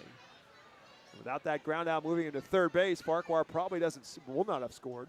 Good breaking ball there from Chalucci over for a called strike. He's ahead of Pineda, no balls and 2 strikes.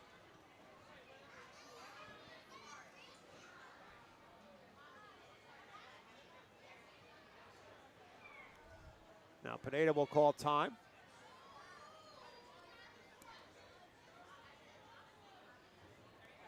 Pineda now 2 for 11 on the season. Had his two hits in Friday night's game. 0-2 started and stopped, pitches up and in for a ball. There is no appeal, it's 1-2. Good contingent of the Fosnot family sitting below us. Braden, a native of Danville. Good members of his family here tonight. Breaking ball slapped out of play by Pineda and stays 1 ball and 2 strikes. They certainly appreciated that strikeout to end that top half of the 6th inning. Preserving the 1-0 lead for the Phils. With 2 outs here in the bottom, excuse me, 1 out here in the bottom of the 6th. And a 1-2 pitch to Pineda. Low again, it's 2-2.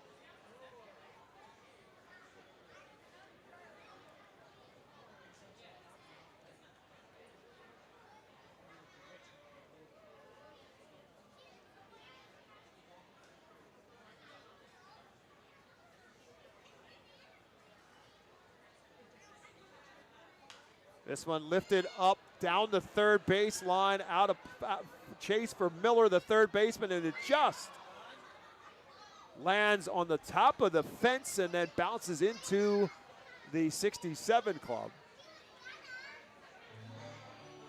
Great effort by Miller, sliding before he got to the fence to try to make the catch, just ran out of room. So Pineda still alive at 2-2.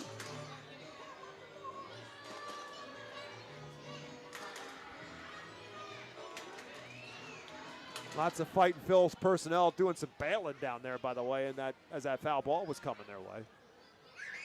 2-2. Swing and a miss, strike 3. Pineda comes up empty on the slider. Second strikeout for Chalucci, 2 outs here in the 6th. Also second time that Pineda struck out today too. So that'll bring Keaton Anthony to the plate. Anthony hit it hard his first time up. Came up empty on a fly out to right field. His soft roller to second his last time up was safe on an error as Luis Ravello couldn't make the play. That ultimately brought in the game's only run at this point in time. It was ruled an error on the second baseman Ravello. So Anthony on base once in 2 plate appearances, and he's ahead 1-0.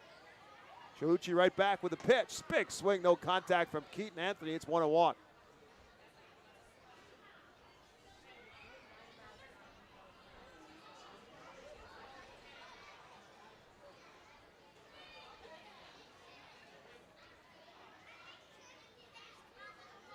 This one hit hard, but right at the third baseman. Miller knocked it down, picks it up, throws into dirt. Nice scoop by Blaze Jordan, and that will end the inning. Good play on both sides of the diamonds by the Sea Dog defense. And that will do it for the Phils as they go 1-2-3 here in the 6th. We'll head to the 7th. It remains 1-0. Fightin's on top.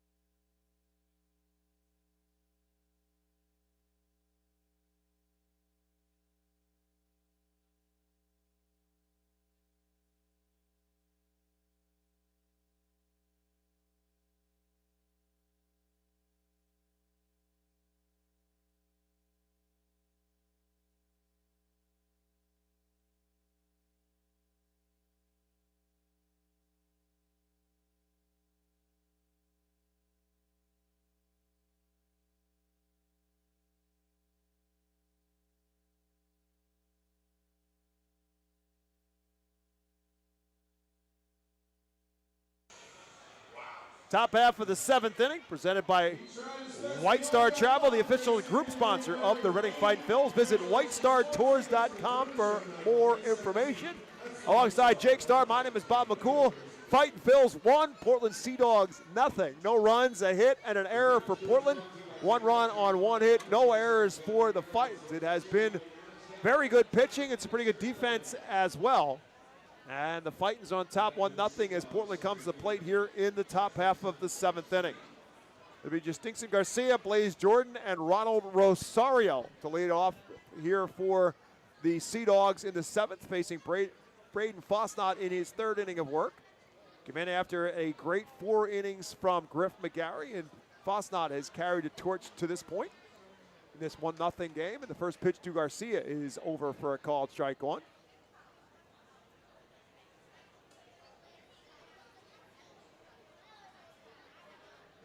And this one is low and inside, ball 1. It's 1-1. Jake, last year we talked about this with Otto Kemp and about the fact that the weight listed for some of the players was so wrong, and Otto Kemp was listed at 185. And he was clearly, just looking at him, had to be over 200 pounds because they measure them when they draft them and probably don't measure him again. I don't think anybody personifies that more than Garcia, who's listed at 6 foot and 165. Yeah, he's not 165. 1 ball and 2 strikes to him. Hit hard down there. Soft roll, I should say, to third. Robert Moore has it. The long throw is in time. And Garcia is retired, 1 out. So that'll bring Blaze Jordan to the plate. I mean, Blaze Jordan is 6 foot 220, and he looks like that. He's solidly built. And so too does Garcia. I mean, Garcia looks pretty much the same build as Blaze Jordan. Jordan is 0 for 2 on the night, with a fly out and a pop-up so far. 1 for 10 in this series, and he pops this one straight up in the infield. Who's going to call for it? Ricketts off with a mask, and he cannot hold on to it. It's in and out of his glove, and that's going to go as an error on the catcher, and Jordan is safe at first.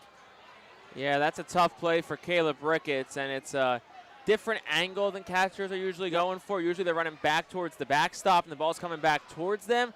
This time he's more chasing the ball. That's one you probably want to see maybe Robert Moore, one of those corner infielders come in and make a play on it.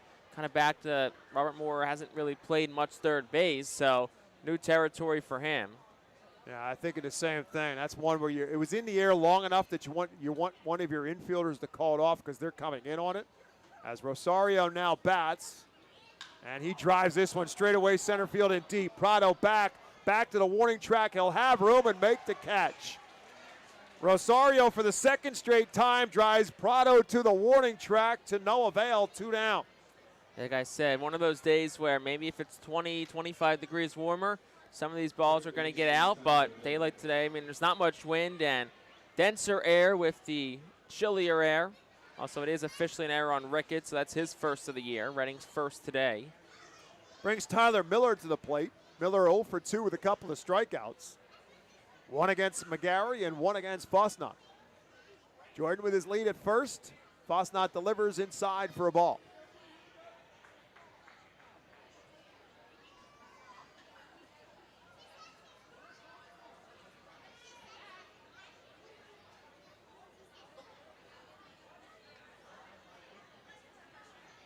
Fosnot from the stretch. And there for a called strike.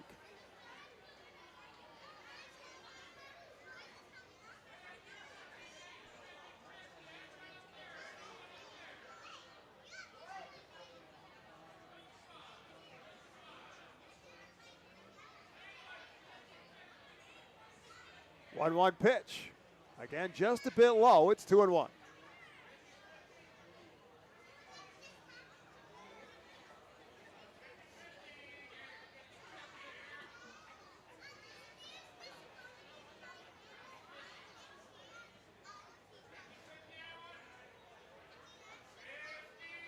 Winds and delivers. Tries to get him to chase. It's in the dirt. Good block by Ricketts and keeps it in front of him. Jordan cannot move up. The count is 3 balls and 1 strike now to Tyler Miller. Falsnot has surrendered 1 walk so far. McGarry did not walk a batter in his 4 innings of work. Much improved from what the Fightins did in the first 2 games in this series. 3-1 now to Miller. Pitch ripped into right field and deep. And turn and say goodbye. Tyler Miller with a 2-run bomb to right field. And the Sea Dogs are on top, 2-1. That ball was smoked. 113 off the bat. It says 370 feet. I'm willing to bet if that awning wasn't there, it goes a lot further. It landed on the awning, and then it rolled all the way from there's 5 signs. It started the second sign on the left, the 80 Moyer Lumber one, and rolled all the way to the end on the right side, the Adams and Associates sign. That's got to be 100 feet it rolled, and then it eventually fell into the pool area. So Tyler Miller with the 2-run bomb that puts the Sea Dogs on top now, 2-1. And brings Caden Rose to the plate.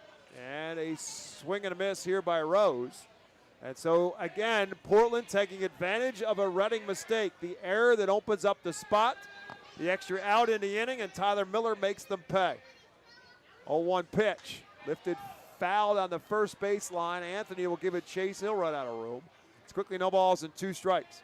And I think both of those runs should be unearned against Falsnot because the inning would have been over. Yep, that would have been the 3rd out.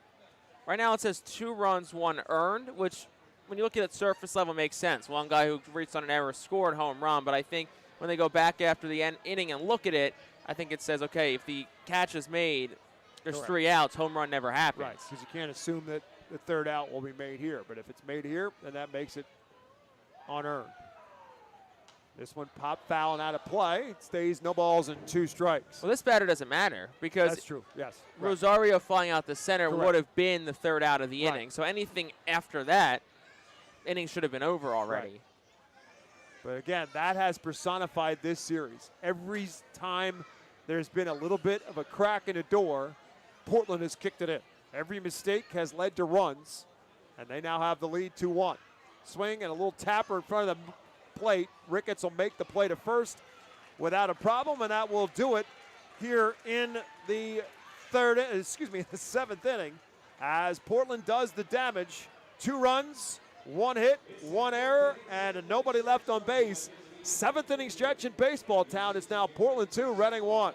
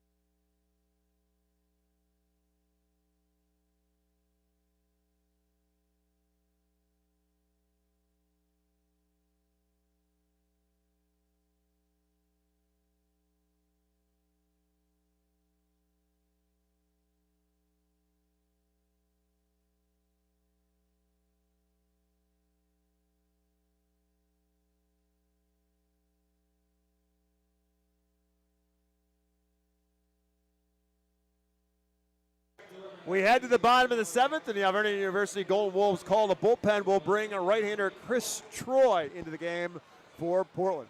Chris Troy back in Portland after spending all of last year with the Sea Dogs. Went 2-2 with a 4.60 ERA over 28 appearances. 2 for 3 in saves. Struck out 60 across 45 innings. Also walked 31 and surrendered 7 homers. Opponents hit .220 against the right-handed pitcher. Andrew Mendez will lead it off for the Fightin Phillies, who now trail it for the first time in this ballgame at 2-1. Mendez 0 for 1 in the ballgame. He walked his last time up. Be followed by Caleb Ricketts and then Paul McIntosh. That's 5, 6, and 7 in the Fightin's order today's game. And the first pitch to Mendez is inside for a ball. So after facing 2 lefties, Connolly early to start, and then Brendan Chalucci. The Phil's now facing a right-handed hitter for the first time. The left-hand hitting Mendez, 1-0 pitch is slapped out of play. It's 1-1.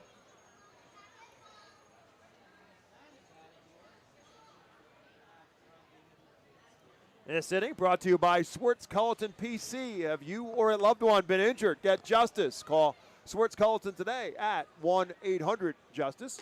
1-1 pitch is up high to Mendez. It's 2 balls and 1 strike.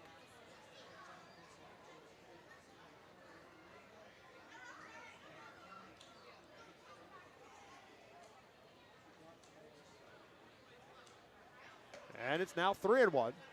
Mendez just 21 years of age and won't turn 22 until after the season is over with. Dominican Republic native, signed as a free agent, international free agent by the Milwaukee Brewers in 2021. And of course comes here with Robert Moore in a trade for Oliver Dunn, and he's a base runner again. So Hendry Mendez walks for the 2nd time in this game, the 4th time now in this series. And he continues to get on base, and now the Phils will try to bring him around and tie up the ballgame.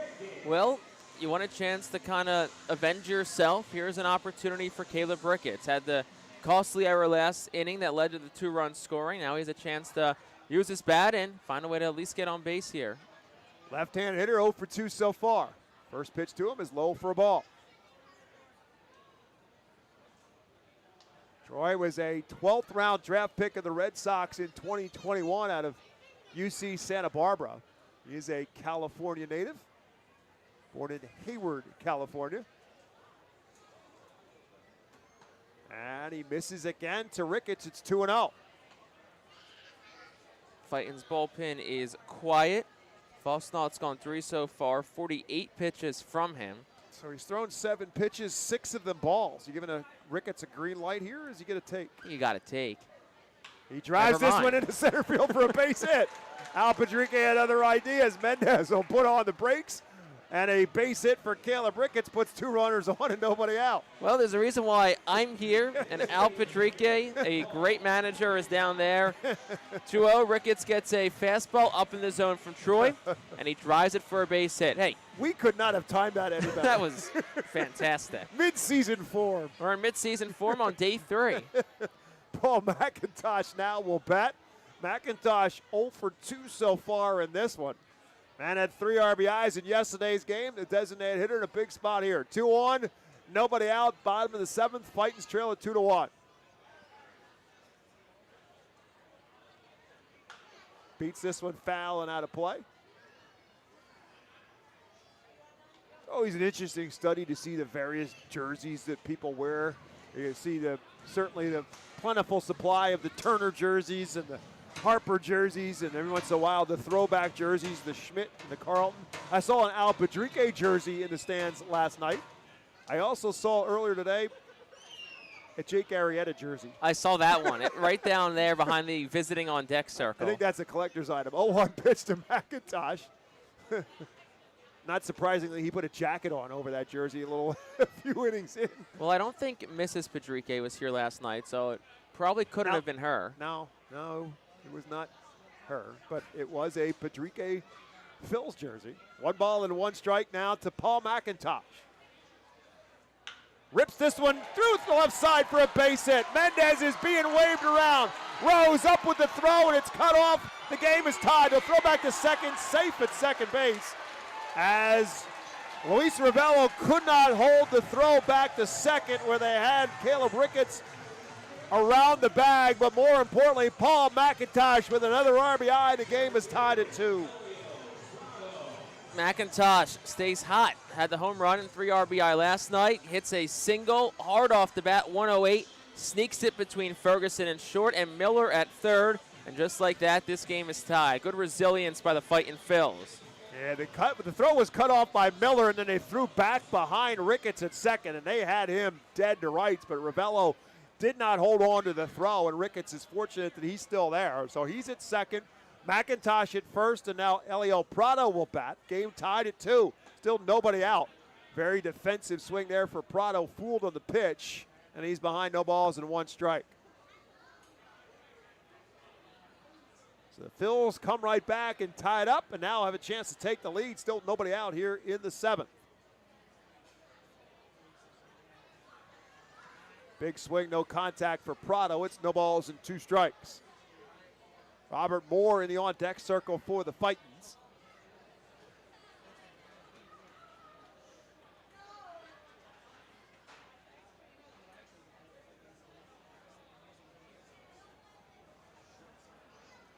Prado takes that one low in the dirt. It's 1-2. Infield plays Prado pretty much straight away. Center and left field a little bit to pull. Right fielder Rozier straight away. Prado 1 for 6 on the season so far.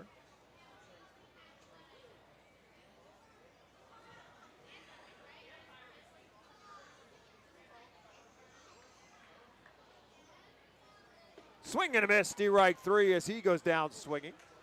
Out number 1 here in the 7th. So Chris Troy comes up with a big strikeout there. Now he'll face the 9-hole hitter Robert Moore, who's 1 for 2. Moore had the game's first hit back in the 5th inning. Now batting from the left-hand side, switch hitter, facing the right-handed pitcher Chris Troy. And first pitch to him is there for a called strike 1.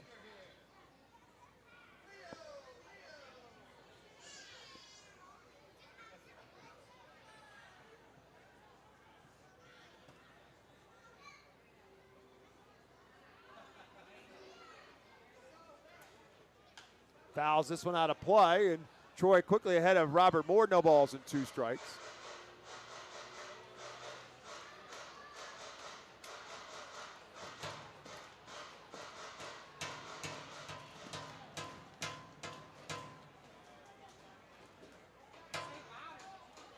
Caleb Ricketts takes his lead off of second, McIntosh off of first, and Moore beats this one foul down the first base line.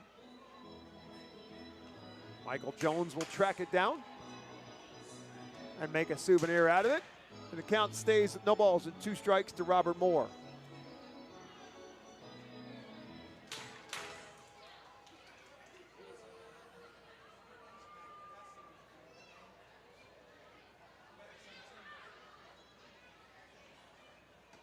And that misses away. It's 1-2. Moore lays off.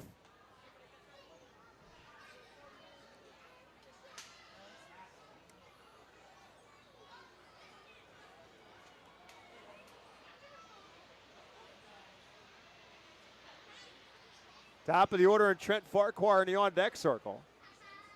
1-2 pitch. Fisted foul out of play. Moore hanging in.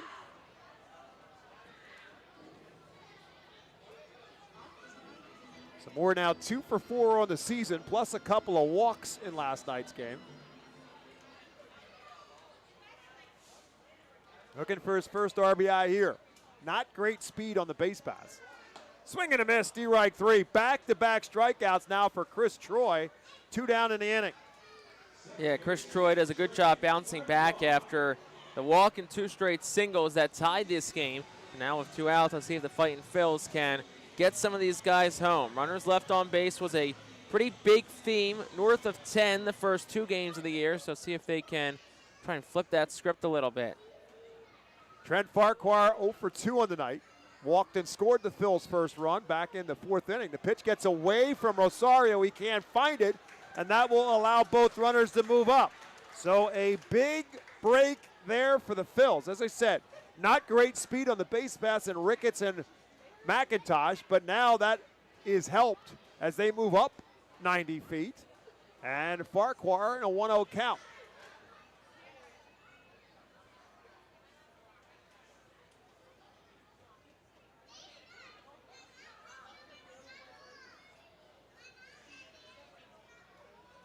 Big swing, no contact from Farquhar. It's 1-1. Outfield plays Farquhar, at least in left and right, pretty deep. Garcia in center, a little bit more shallow. 1 ball and 1 strike to the left-hand hitter. Off-speed pitch. Misses outside. It's 2-1. Those look like that slipped out of Troy's hand a bit on the delivery.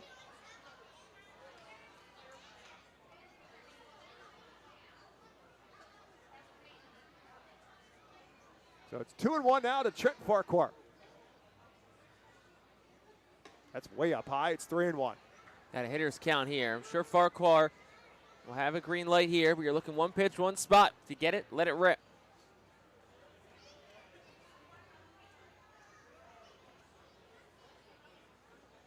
Troy from the stretch.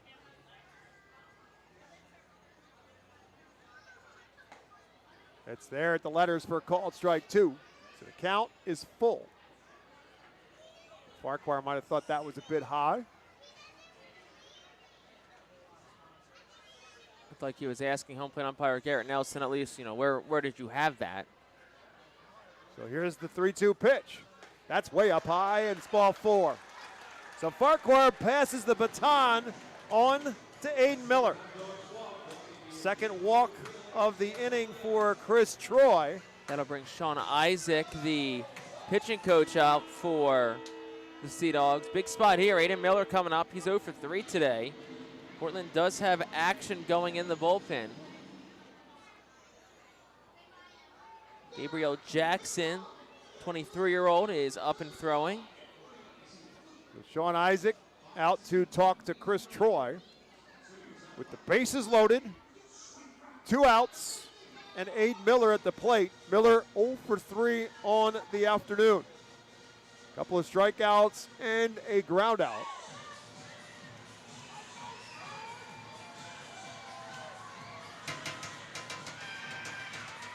Score is tied at 2, bottom half of the 7th. Phil's trying to counter the 2 runs scored by Portland in the top of the 7th. And regain the lead here.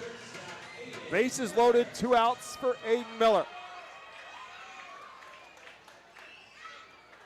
Troy winds and delivers for a called strike 1. Started with a curveball.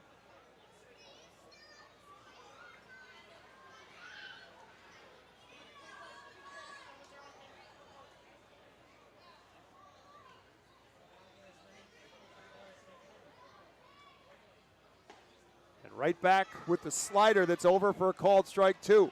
So Aiden Miller, I think, has been 0-2 in all 4 of his at-bats in this game. They're pitching backwards to him, too. Looking fastball, and he's getting off speed.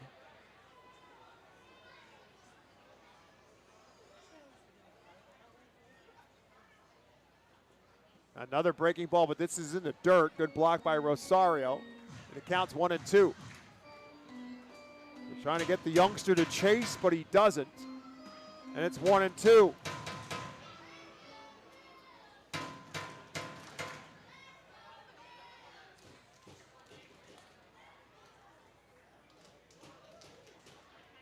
Way up high, it's 2-2. So a couple of easy takes on the last 2 pitches. 1 in the dirt, 1 way up high. And now the count is 2 balls and 2 strikes. Troy's got nowhere to put him, and I really don't think he wants to go 3-2. Let's see if he challenges Miller with a fastball here.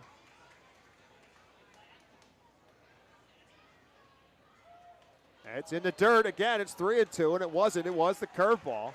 And a good take. Miller started and stopped. And now the runners will be off on the pitch. 3 balls, 2 strikes.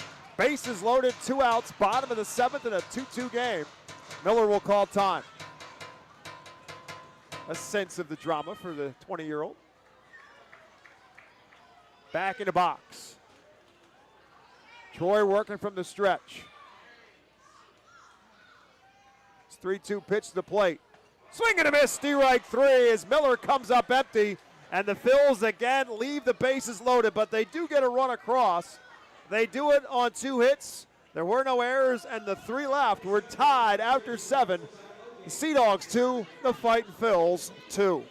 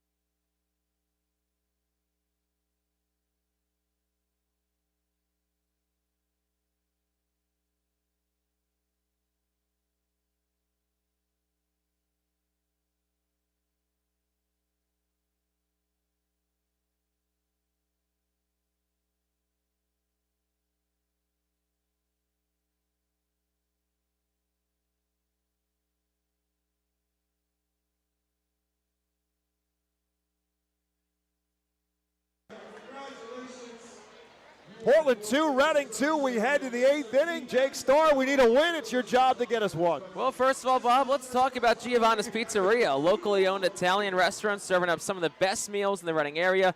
For their pasta, sandwiches, pizza, and more with curbside pickup, online ordering, and great deals. Giovanna's makes your meal affordable and delicious. Visit them today at 1500 New Holland Road or at giovannaspizzeria.com. Giovanna's Pizzeria is a proud 2025 Fightin' Phil's team feed partner. 2-2 our score. Top 8, Fosnaud in. Luis Ravello the first batter. And the first pitch is over for a strike. It's 0-1.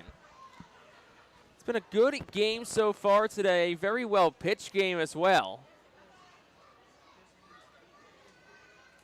0-1 is swung on a miss, 0-2. That's the beauty of having Braden Fosnaud in this position where he's essentially another starter coming in because he can go a lot longer. Now that is his 50th pitch and giving a well-worn Phil's bullpen a little breather. Swing and a miss, struck him out. So that's strikeout number 4 for Fosnaud today. 12 strikeouts in total for Fightin's pitching. 1 walk. Came back in the 6th. And, Griff McGarry looked great. Fosnaud's looked strong. The 2 runs, both unearned, so not even his fault. And the bullpen is quiet as of now. I would think Fosnaud gets the 8th, and then obviously hope to get him through the 8th. Corey Rozier takes the first for a strike, 0-1. That was just pitch number 52. Right. So it's not like his pitch count's too high. I don't know where he's at. Maybe it's 75. No idea.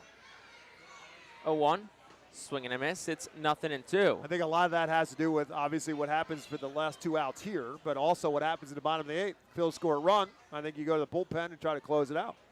Obviously, the guy who we think is their closer is Daniel Harper. Correct. He threw over 30 pitches last night. Right. Went an inning and 2/3, so he's likely unavailable today. Chuck King hasn't thrown since Tuesday, so maybe you would go to him in the 9th. 0-2, swing and a miss, struck him out. Back-to-back strikeouts for Braden Fosnaud. He's up to 5 today. That'll flip the lineup card over for the 4th time to Mikey Romero. But that is the strength of this team, and Al Padrique talked about it with our conversation with him on the morning show on Friday morning. There is depth to this starting pitching rotation. Theoretically, with Fosnaud, basically there's 6 starters. Romero is watching the first one for a strike. It's 0-1. We have not obviously seen in this series Aberson Castellano and Moises Chausse. 0-1. Another breaking pitch. This one a bit up. It's 1-1. Fosnaud, for the most part, minus the home run from Miller, has kept the Sea Dogs hitters off kilter today. It's 1-1, 2 outs, top 8. 2-2 our score. Pitch home. Swing and a miss, 1-2. They just can't hold up on that slider that dies out of the zone. Right. And again, he is so good at keeping hitters off stride. Obviously Tyler Miller timed him up perfectly and crushed one to right field. A guy who throws like Braden Fosnaud, he's going to give up those kind of home runs on occasions when a hitter times it up right. But as long as you don't get yourself in a bind before that, you're okay. 1-2. Swung on, fouled straight back, hits the netting. It stays 1-2. But he's just very good at mixing his pitches, giving different looks, and he's tough on left-hand hitters. Mikey Romero 0 for 2 today, couple of strikeouts. Did walk his last time up in the 6th. 2 outs, the 1-2.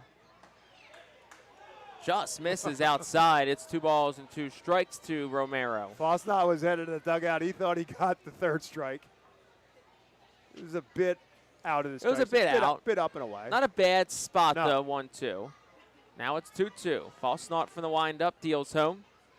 And that's a fastball a bit down. Count goes full.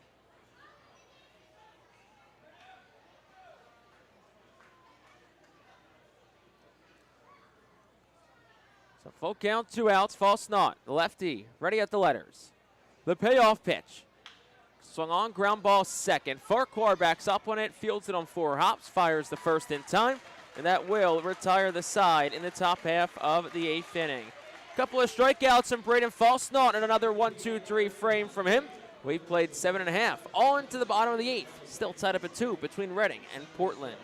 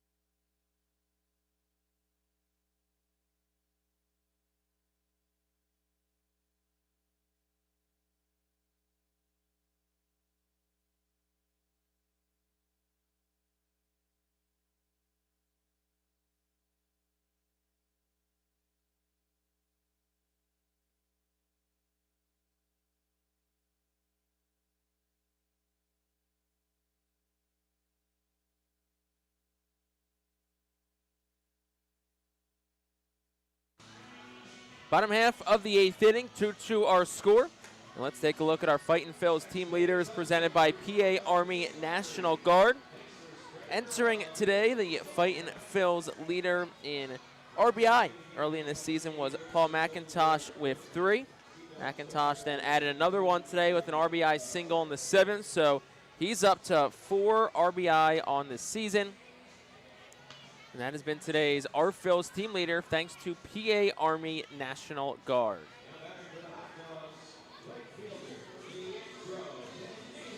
So Leandro Pineda leads things off, as there is a new pitcher in for the Sea Dogs here in the 8th. Gabriel Jackson, the new arm in for Portland in relief of Christopher Troy. And the first pitch to Pineda is taking it for a ball. It's 1-0. So Chris Troy goes just 1 inning of relief. Did give up the lead, so he'll be credited technically with a blown save. 1-0 is swung on by Pineda. Off the end of the bat towards shallow left. Rose, the left fielder, comes in, and he'll squeeze it for out number 1. Jackson, 23-year-old right-hander.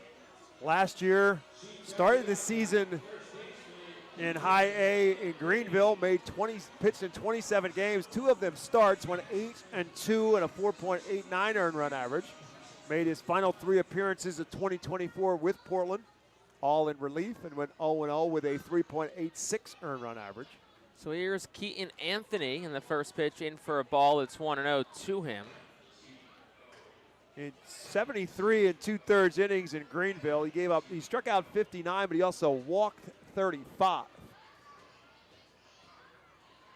And the 1-0 pitch is on the inside corner to Anthony for a strike. It's 1-1.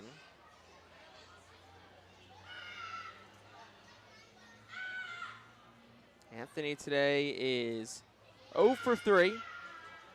He reached on an error in the 4th, which was initially ruled a hit, then changed to an error, so no credit for the RBI either. 2-0 is swung on a line drive towards short, and it's dropped by Ferguson. Miller, the third baseman there, he'll have no play, so looks like Anthony's going to reach on another error. So Max Ferguson just charged that. It was kind of a humpback line drive. He didn't know if he should stay back, if he should charge it, and just got crossed up. Correct. So he tried to make the catch right before the ground, and it just simply dropped it. So here we go again. This is the spots. We were talking about this with Portland seizing the moment. Reading in a situation to do the same here. Big lead for Anthony. Hendry Mendez, the batter, 1 out. First pitch is down, 1-0. So an error for Ferguson today and an error for Ravello today, both off the bat of Keaton Anthony. Right.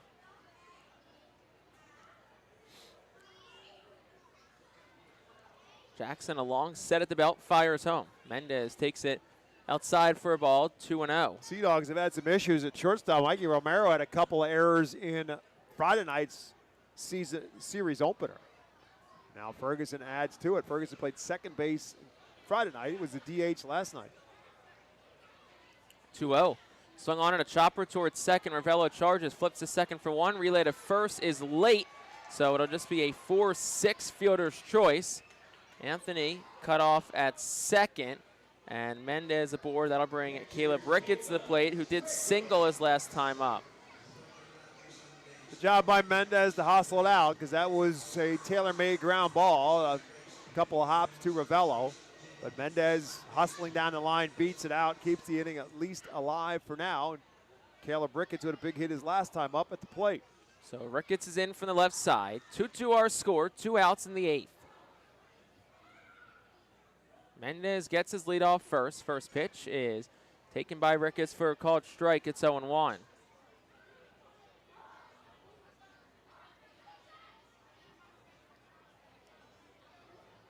Ricketts today 1 for 3. He said he singled in the 7th. 0-1 to him. Swung on ground ball. It's a fair ball. Stopped by Blaze Jordan right on the first base bag. He'll touch it. And that is how the 8th inning comes to an end. No runs for the Fightin' Phils, no hits. Sea Dogs did have an error. One of our Phils eventually left on base. So we're through 8, 2-2 our score on the Fightin' Phils Radio Network.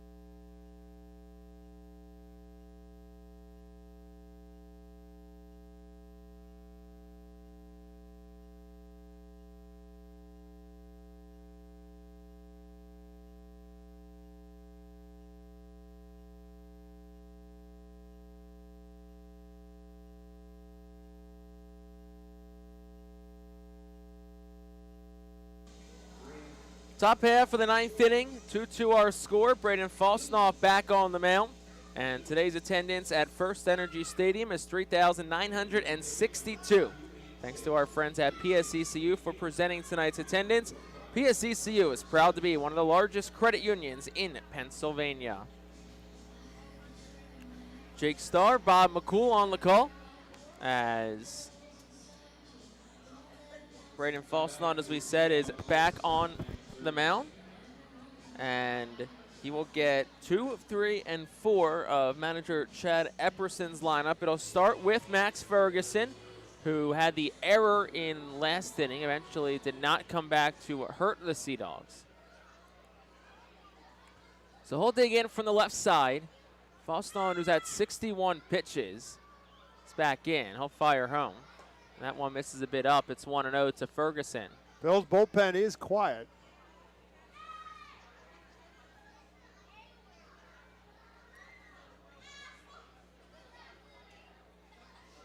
From Falsnaw. Breaking pitch in for a strike. It's 1-1. So barring a big inning from Portland, it's Falsnaw's inning right now.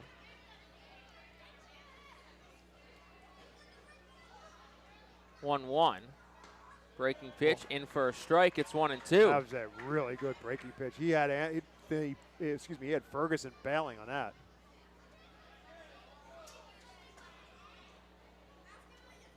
One ball, 2 strikes to count to Max Ferguson. Falsnaw fires, and he just misses it off the outside part of the plate to the lefty.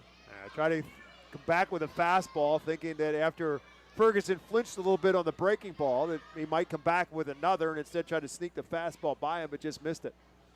2 balls, 2 strikes to count. Ferguson will step out and get time. 0 for 3 today is Max Ferguson. Strikeout, ground out, and a fly out. And Falsnaw sets himself up with the letters from the third base side. Fires a 2-2. It's a slider that Ferguson holds back on. That was down, so the count goes full.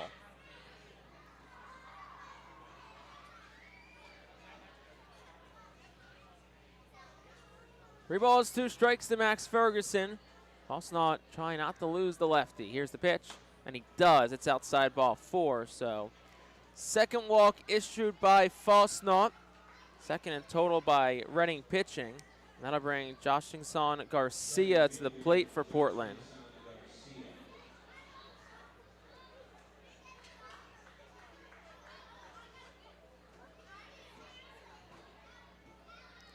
Garcia 0 for 3 today. Couple of strikeouts and a ground out.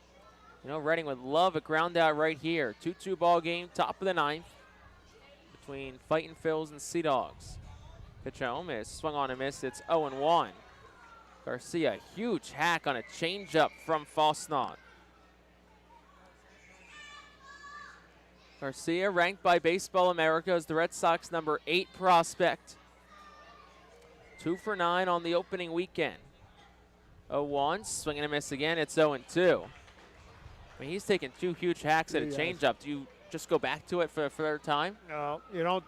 What you don't do is try to challenge him with anything straight. No fastball, but mix him up something off speed for sure. Maybe bury that slider at his foot. No balls, 2 strikes to count. Here's the pitch. One changeup again. That one a bit down, and Garcia holds back on it.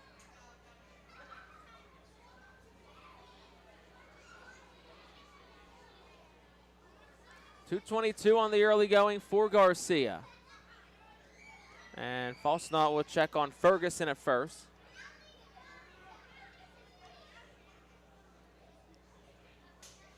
Ferguson does have a stolen base this weekend, so we'll keep an eye on him. Bit of a shorter lead, though, with the lefty Falsnaw throwing, and now Garcia will get time from home plate umpire today, Garrett Nelson. Most of the base runners for Portland with Falsnaw on the mound have kind of been leaning back the other way, back towards the bag, as opposed to looking to be off and running at all. Counts 1-2 to Joshingson Garcia. Pitch home, swung on and lifted foul and out of play down the right field line. Again with the changeup, got that one up a little bit high. He's lucky right there. I mean, that's just the difference of Garcia just didn't time it up very well, but he got that pitch up a lot higher than Fosnaugh would have liked.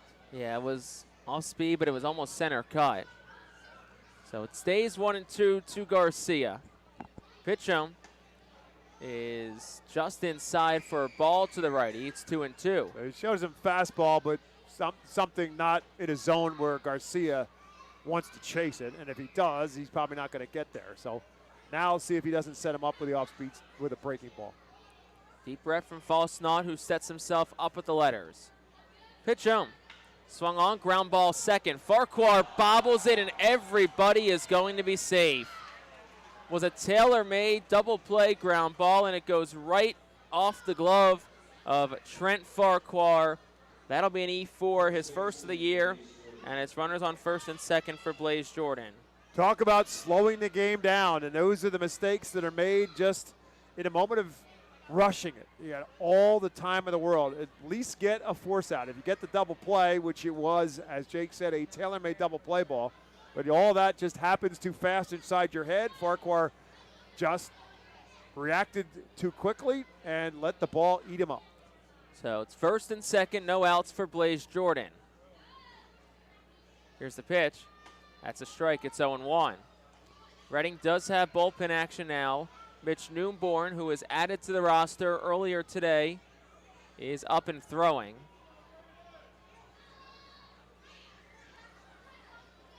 .74 pitches for Fosnaugh. Next one home is outside for a ball. It's 1-1. So 2 Cardinal mistakes in this inning, in a tie game at the top of the ninth. A leadoff walk, and now an error. Now let's see if Fosnaugh can work out of a bit of a pickle. 1-1. Swung on by Jordan and fouled back. It's 1-2.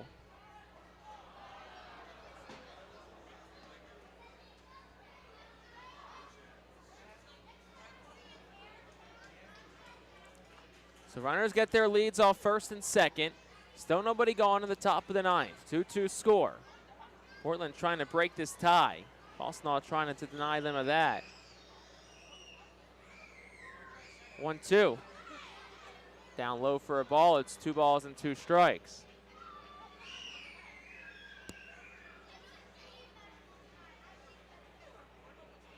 Mitch Newborn up in the Phil's bullpen. Quite sure that it might not be soon before we see him, depending on what happens here. Here's the pitch. Jordan swings, hits it hard, but it'll go foul down the left field line. Slider, and Jordan was all over it, but just out in front of it a bit too much. Hooked it foul. Blaze Jordan today is 0 for 3. Couple of flyouts. Did reach on the error by Caleb Ricketts back in the 7th. Scored on the home run by Tyler Miller. Pitch home. Jordan swings and a chopper towards second. Farquhar to his left. Fields it. Only play is the first. It's in time. So 4-3 goes the put out, but Jordan does his job and the runners each advance. So it's second and third, one out for Ronald Rosario. Very much of a squirter off the end of the bat for Blaze Jordan. But as Jake said, it essentially works like a swinging bunt, moves both runners up a bag to second and third with 1 out. Now with a right-handed hitter, curious to see if this might be the end of the line now with Fosnaugh and Newborn up in the bullpen. Here comes Al Patrique. Yep. Now, you don't want to say it's going to be a pitching change yet. He hasn't pointed. His base is loaded. There's 1 out. So it could be just a reminder of the situation here. No, never mind. Al Patrique points to the bullpen. So that will be the end of the line for Braden Fosnaugh. It's going to be Mitch Newborn who comes in. And we'll have more on the newest star, Phil Newborn, back after this on the Fightin' Phil's Radio Network.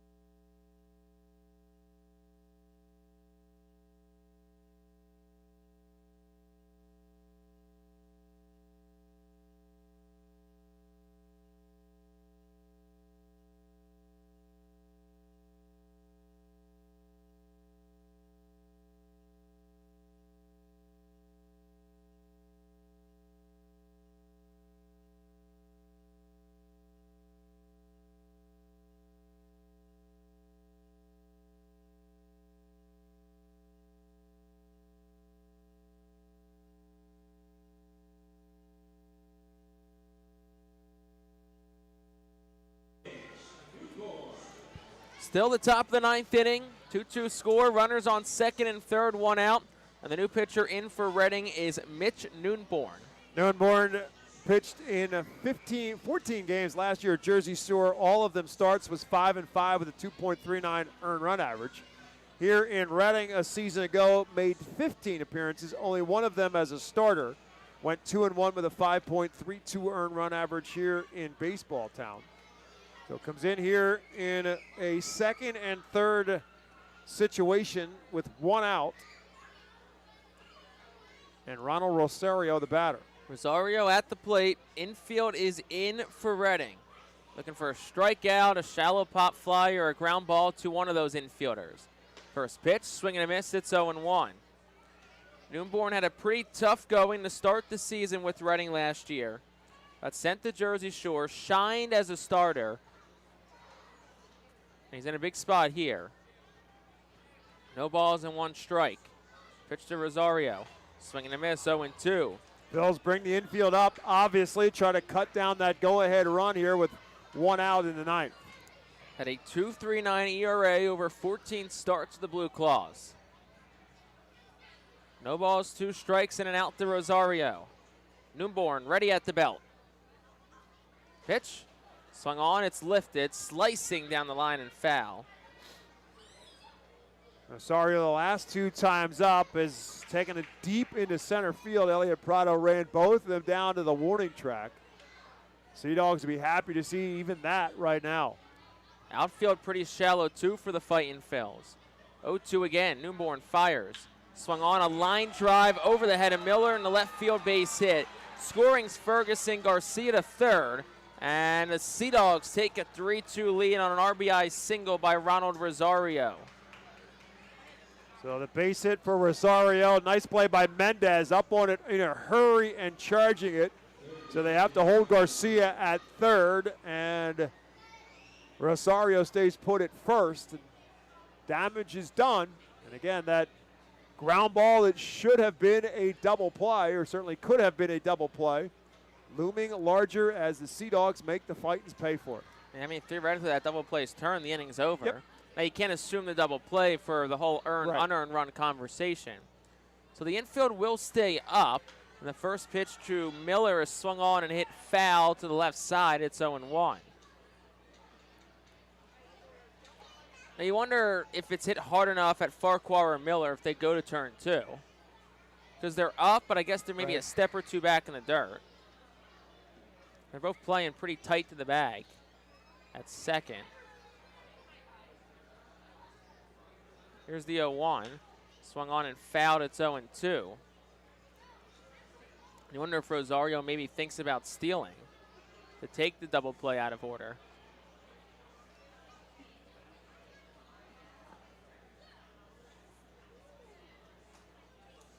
Nothing and two, the count to Miller.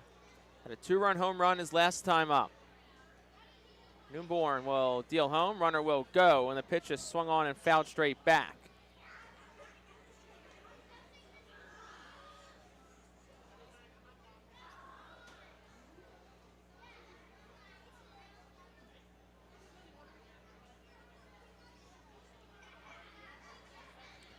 No balls, two strikes again to Miller, who's 1 for 3 today.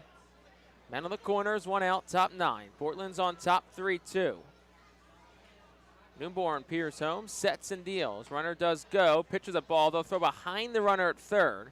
Back in safely is Junkston Sun Garcia, so stolen base number 1 for Ronald Rosario. And the count's 1-2. Infield will officially come all the way back up again. Yeah, that makes the decision a lot easier now for the infield in regards to what they're going to do with it on the ball hit to them, and that is come home. Ball and 2 strikes to count to Miller. So Farquhar and Miller now up on the grass as opposed to even with the bag. Here's the pitch. And that's down for a ball. It's 2-2.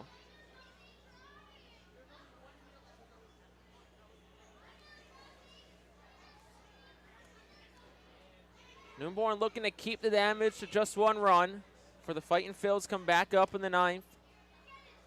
2-2. Swung on and grounded foul past Kyle Sasala in the first base coach's box for Portland.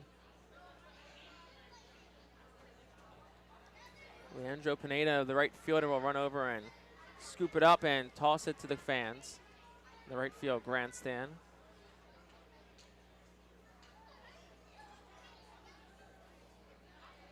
Two-two, the count remains. Runners on second and third. The infield plays up. The pitch, swing and a miss, struck him out. Ball hits the dirt. Ricketts steps out, checks the runner, throws the first, and gets Tyler Miller for out number 2. That's a big out now for Neuenborn. They just get out of here with no further damage. Whatever you could do now, you make the job a little bit easier in the ninth. Limit the damage here. So the batter now, Caden Rose, still 2 outs. Infield now back for Reading. Second and third are the runners. Mitch Neuenborn comes set at the letters, fires home. And the first pitch down for a ball, it's 1-0. Reading will have McIntosh, Prado, Moore, bottom third of the lineup, due up in the bottom half of the ninth inning. 1-0. This is down, 2 balls, no strikes. Looks like Ricketts and Neuenborn may have been crossed up there, so Ricketts will go out and chat with his pitcher. Neuenborn, a 27-year-old, born in Johannesburg, South Africa. A native of Australia, though, pitched for them in the 2023 World Baseball Classic. Spent many years in the Australian Baseball League before signing with the Phillies in 2023 during the summer. 2-0 the count to Caden Rose, the pitch. Swung on and fouled off the netting behind home plate. It's 2-1.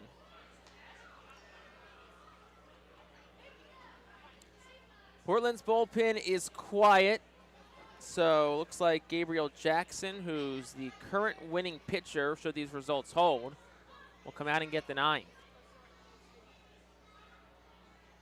2-1 is swung on and a ground ball towards the middle. Miller towards his left, fields it, crosses behind the second base bag and fires a strike to first in time to retire the side. Good play by Aiden Miller. 6-3 goes the putout. But Sea Dogs do get a run. They did it on just one hit. There was a pretty costly error, and 2 men are left on base. We'll go to the bottom half of the ninth inning. It's rally time for the Fightin' Phils. They trail it 3-2.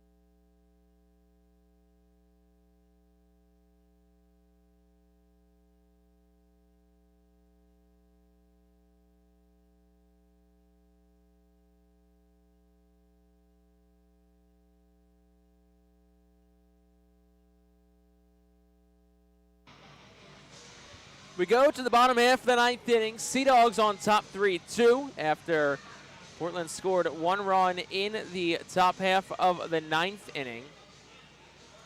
Gabriel Jackson back on the mound. He'll get 7, 8, 9 of the Fightin's lineup, starting with Paul McIntosh. And Bob, see if Reading's got some late game heroics in them to try and get win number 1. Yeah, let's see how Gabriel Jackson fares in this situation. Again, the last 3 outs of the game are always the toughest. That's what they say. And the guy who came up with that expression was a guy who knows a little bit about it. That was Mitch Williams. So let's see if he knew a lot about how hard that was. Correct. So, again, right now the idea is you got to put men on base. Put pressure on the defense. Put pressure on the pitcher. Paul McIntosh is almost hit in the head, or is he? He is. He was hit. It was up and in. I don't know if that got his shoulder. I don't know if it got the helmet. But he's got McIntosh. Clearly not happy, but I don't think it's No. he knows it's not intentional. It's no one likes getting hit up in the head. No. Nobody likes getting hit, period, but certainly not up and in. But obviously Jackson just got the pitch away from him. But here's the answer to that. Got what you needed. You got the man on base to start the inning. It's exactly what I just said. Now you start working on the pitcher a little bit, work on the defense. You put pressure on them. Going to have a pitch runner in. Cade Ferguson's going to pitch run for McIntosh. Makes sense. Get speed on the bases. See if they get Fergus moving. Does Prado bunt here? Does Fergus look to steal the base? Miller, the third baseman, is up in the grass at third, so he's thinking bunt. Right. So runner on first is Cade Fergus. No outs, bottom 9. Prado is the winning run, Fergus the tying run. Both bullpens are quiet right now. Gabriel Jackson fires. Fergus does go. Pitch inside. The throw to second is not in time. Squirts away from Ravello, the second baseman. So Cade Fergus wastes 0 time. He did a great job. Fantastic. The only reason that play was remotely close is because the throw from Rosario actually sailed into the runner Fergus, but it also knocked the ball out of the glove of Ravello, and so Fergus is where you want him to be. He's in second now in scoring position. Let's see if Prado maybe bunts here. Yep. Both corners are up. He does square. Here's the pitch, and the bunt is foul. 1-1. I say do it again. I do too. Was not a great attempt there by Prado, but that's the call here. Get into third with theoretically 1 out. 1-1 the count to Prado. Fergus gets the lead off second. Gabriel Jackson's ready at the belt. Squaring the bunt again is Prado, the pitch. Ooh, And that's that inside. That hit him? Are they saying foul ball? They're saying foul ball. Yep. Yeah. As he's trying to get out of the way of it, and the bat was squared around, so it just hit the bat as he was trying to jump out of the way of the pitch. So Jackson dodges that bullet right there because that could have been first and second with 2 hit batters. 1 ball, 2 strikes, not a Prado. Have to think he's swinging away here. Robert Moore waits on deck. Fergus leads off second. The pitch. Swing and a miss. Prado goes down on strikes. First strikeout for Gabriel Jackson. And now that'll bring Robert Moore to the plate for the Fightin' Phils. Third time today that Prado goes down swinging. You've got a contact hitter up here in Robert Moore. Just need a single. Single should tie it. Right. Takes the bunt out of the equation. Now Blaze Jordan at first can back up, and Tyler Miller backs up a little bit at third base as well. So 1 out for Moore. 3-2 Portland leads. Pitch home. Outside, it's 1-0. Although I would not object to Robert Moore just dropping one down the third base I was line. thinking the same thing. If you can get one right down the third base line, yep. Infield single. But Moore also has good bat-to-ball skill, so see if you can just let him hit here. 1-0. Outside, it's 2-0. But also just let him walk you, because he has Well, been wild. I mean, he hit one. He almost hit another. The reason why he struck out Prado is because he fouled off that one. Correct. He's 2-0 here to Moore, and he hasn't been close in either one. 2 balls, no strikes to count to Robert Moore. Jackson checks on Fergus and deals. And this time it's over for a strike, 2-1. Threw a get-me-over slider.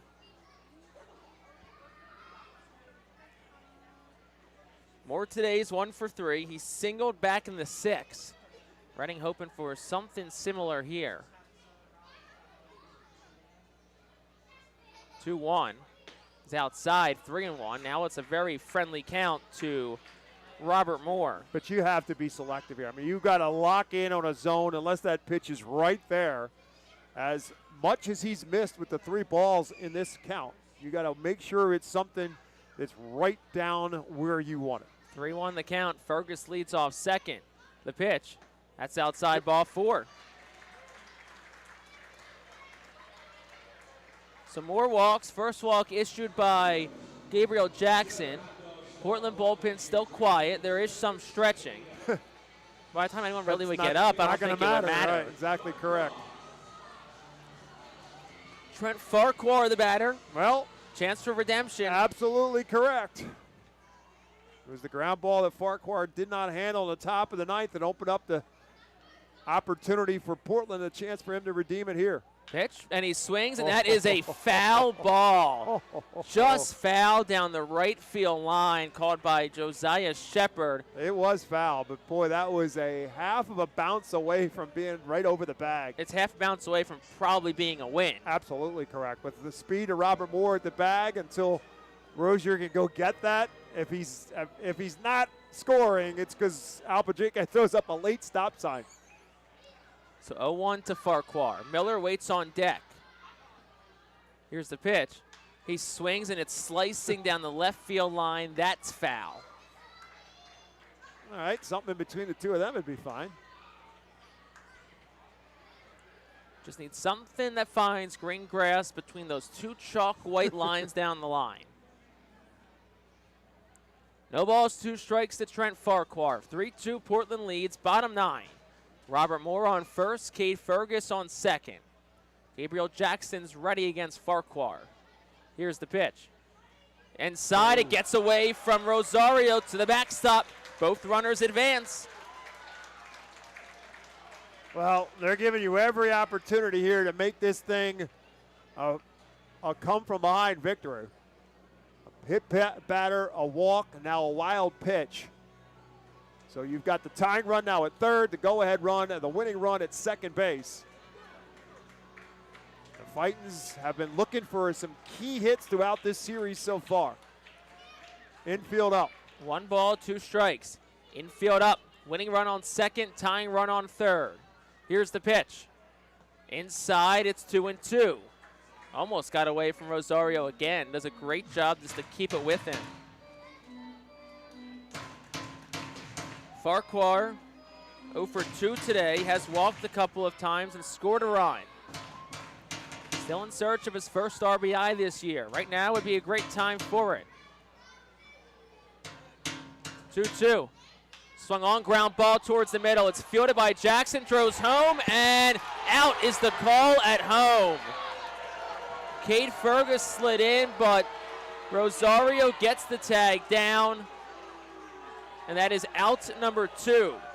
So 1-2 goes the fielder's choice. And that'll bring Aiden Miller to the plate. Last chance for Reading. That was a close play, and now we might have a pitching change here because here comes Chad Epperson to make a pitching change. But a close play at the plate on the head first slide for Fergus. It was bang bang. But Garrett Nelson rings him up. Moore moves up to third base, and obviously Farquhar is safe at first. But Chad Epperson has not made a signal to the bullpen. Not yet. And he has not taken the baseball either from Jackson. Maybe a pep talk for the righty? It's Jonathan Brand who's up in the bullpen. So easy. If he's stalling, I was going to say if he's stalling, Brand's not even throwing, but now he's throwing a few more. Nope. He's turning around and walking away, so it's still Jackson. I think it's Jackson's last batter. Might be. I mean, if he walks him, right, of course, you still can win, but a hit. Correct. And this game's tied. Right. He probably said to him, we've had Al Padrique had that conversation already as well. Look, you got one more batter. It's you either get the save and we get the win or you're done. Men on the corners, 2 outs for Miller. Portland leads by 1.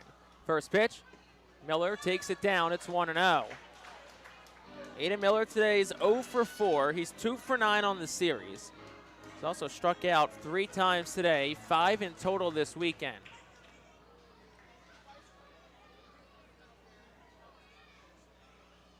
Here's the 1-0. It's down 2-0. It's been almost all sliders from from Jackson.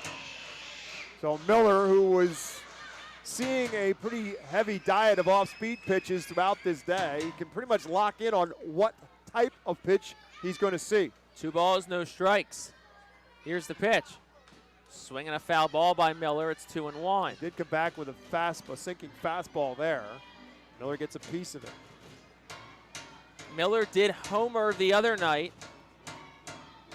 One of those would be pretty nice right now. But hey, any base hit you'll take if you're Reading. Anything in the gap would be nice too. Correct. With Farquhar's speed. Here's a 2-1. Farquhar takes off, pitches down. It's 3-1. So now you're Farquhar right back to does steal. Yep, now you're right back to that same spot. And great speed on the bases with Moore at third and Farquhar at second. And it should be a stolen base, I think, because the rule says if the runner matters for the outcome of the game, Correct. should be a stolen base. Should not be defensive indifference, right. Hitters count to Aiden Miller. It's 3-1. Moore on third, Farquhar on second. The winning run. Portland by 1. Time called. Pitch clock was running out. Rosario called the timeout. Nope. No, they're going to say it's a pitch clock violation. So that's ball 4. Right. So the home plate umpire, apparently Garrett Nelson I says think Al too late. Fitrique's not happy with it because he's walking in. I think Al Fitrique wanted Miller a chance to hit, and here comes Chad Epperson. Not often you have a manager. The rare occasion when both managers aren't happy. I think Al Patrique's thought process, my hitter's in a great count here at 3-1, but you still take the base if you're going to get it. But a base doesn't matter in this instance, though. No. That's the thing. No, but you're still putting more pressure on the pitcher. So bases loaded, 2 outs. Pineda is the batter, and we're going to have a pitching change. So we'll step aside for a moment. Be back after this on the Fightin' Phils Radio Network.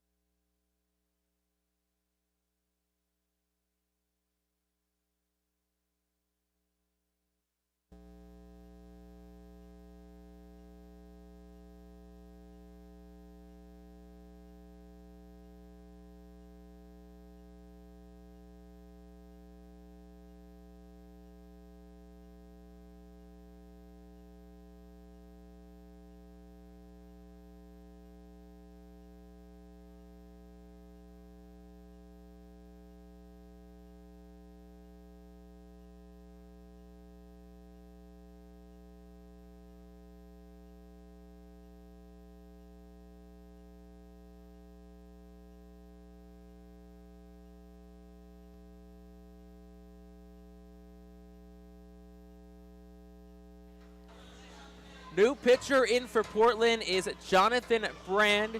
He'll inherit bases loaded, 2 outs, and the 3-hitter Leandro Pineda up for the Fightin' Phils. Brand, right-hander. He's just 5'9", 200-pound right-hander.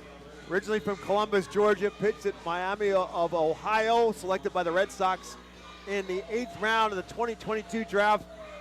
Spent most of last season at Portland after an April 24th call-up from Greenville.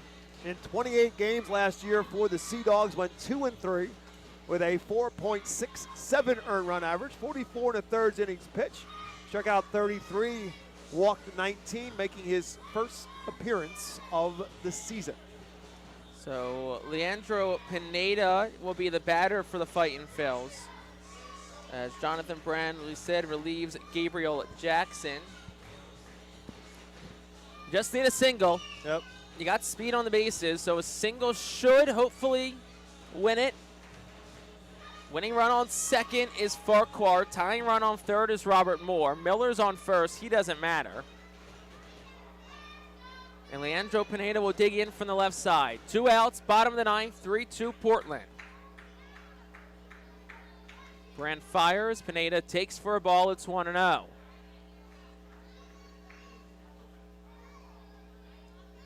Oh for 4 today is Leandro Pineda.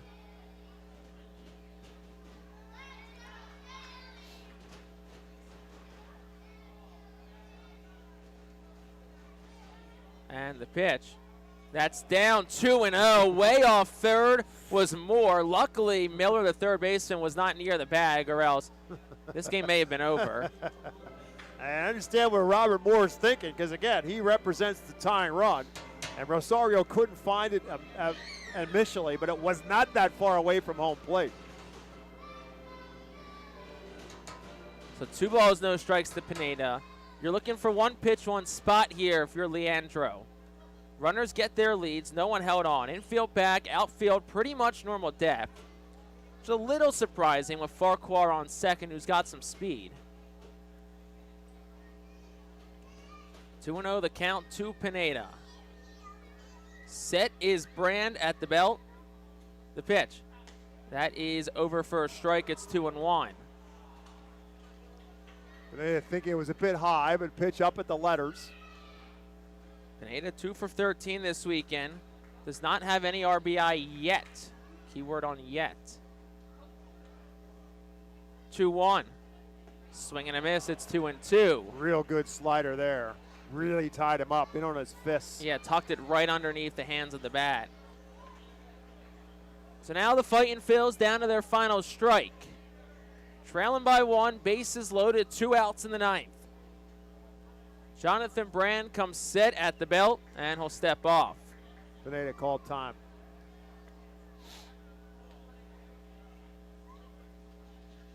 We know Pineda's got power, but they just need a base hit.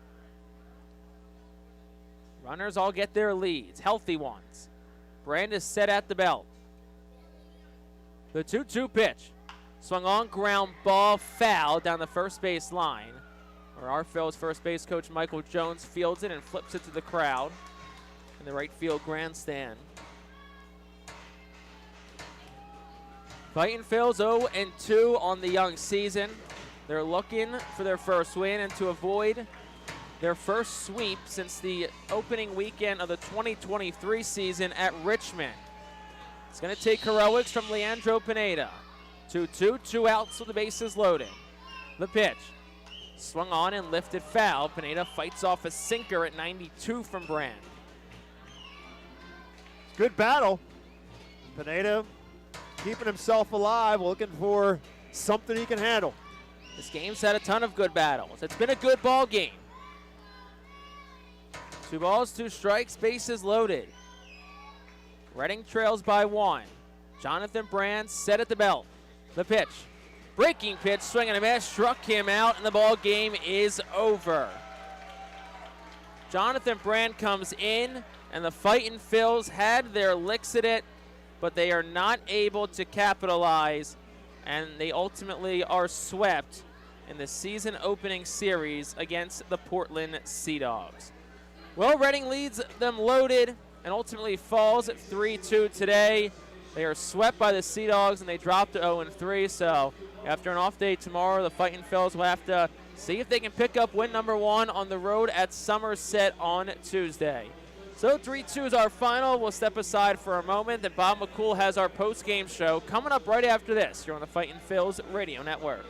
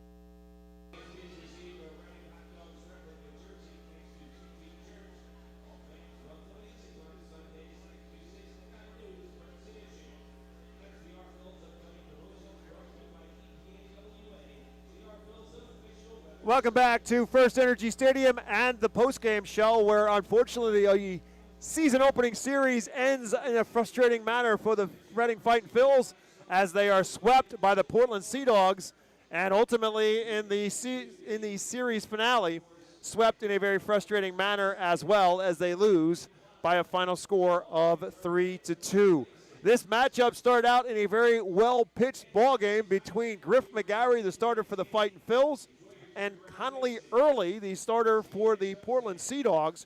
Early went 3 2/3 innings, gave up just 1 hit, a run. It was unearned, and struck out 7. Griff McGarry did it better than that. McGarry went 4 innings, did not surrender a hit, and it did not walk a batter, and struck out 8. So we were scoreless through 3, and the Phils scored that unearned run against Early in the 4th inning. Trent Farquhar got it started with a walk, stole second base. After a strikeout to Aiden Miller, Pineda hits a ground out grounded a ball down the first baseline that led to an out at first, and Farquhar moving up to third base, and it turned out to be a productive ground out because after that, Keaton Anthony at the plate hit a slow roller on the right side of the infield that second baseman Luis Ravello ranged to his left to try and field, bobbled it, and Anthony was safe at first, and Farquhar scored to put the first run across in the ball game through 4 innings. And McGarry and then eventually Braden Fosnot took over for him, kept the Sea Dogs at bay until the top half of the 7th inning. And it was an error that opened up the opportunity. It was an infield pop-up that it was in front of the mound, and Caleb Ricketts got the mask off and found it, but by the time he was able to do it, awkwardly, ball hit off the mitt and dropped in fair territory, and Blaze Jordan was safe at first with an out. After a flyout by Rosario, Tyler Miller timed up an off-speed pitch from Braden Fosnot and crushed it to dead right field for a 2-run home run that gave the Sea Dogs the lead at 2-1, with the Phils coming to the plate in the bottom of the 7th. And then the Phils allowed a leadoff walk in the 7th inning to Hendry Mendez to turn into something. Caleb Ricketts fouled it with a single, and then Paul McIntosh plated Hendry Mendez with a single of his own. McIntosh's 4th RBI of this series, and we were tied at 2. However, the Phils were unable to do any further damage as Elio Prado struck out, Robert Moore struck out with 2 men on, and then Trent Farquhar walked to load the bases with Aiden Miller at the plate, and Miller, too, struck out, and the Phils left the bases loaded for the 5th time in this series, and we were tied at 2 after 7. It stayed that way till the top half of the 9th inning when, guess what, a lead-off walk led to some problems for the Fightin' Phils as Max Ferguson got that walk against Fosnot. However, Justinson Garcia, the next hitter, hit a ground ball right to the second baseman, Trent Farquhar. Looked like a routine double play ball, but Farquhar bobbled it safe all around. Blaze Jordan then grounded out. That allowed both base runners to move up. The Phils went to the bullpen and brought Mitch Neuenborn in, and the first batter to greet him was Ronald Rosario. He lined a single in the left field that scored Ferguson and gave the Sea Dogs the lead at 3-2. Neuenborn then retired the next 2 batters, so we headed to the 9th in a 3-2 game, and the Phils had McIntosh leading off, and the first pitch to Paul McIntosh hit him. Cade Fergus came in to pinch run for McIntosh and stole second base. After Elio Prado struck out, Robert Moore then walked. A wild pitch put Fergus at third, Moore at second with 1 out, and Trent Farquhar the batter. Farquhar hit a slow roller back to the pitcher's mound, and Gabriel Jackson came home with it on a bang-bang play. Fergus was retired at the plate to deny the tying run, put runners at the corners with 2 outs, and Aiden Miller at the plate. Farquhar then stole second base, so now the winning run was at second base with Aiden Miller at the plate. On a very odd scenario, it was 3 balls and 1 strike to Aiden Miller. And Gabriel Jackson, the pitcher, was called for a pitch clock violation with a 3 balls and 1 strike count. The catcher, Ronald Rosario, had tried to call timeout.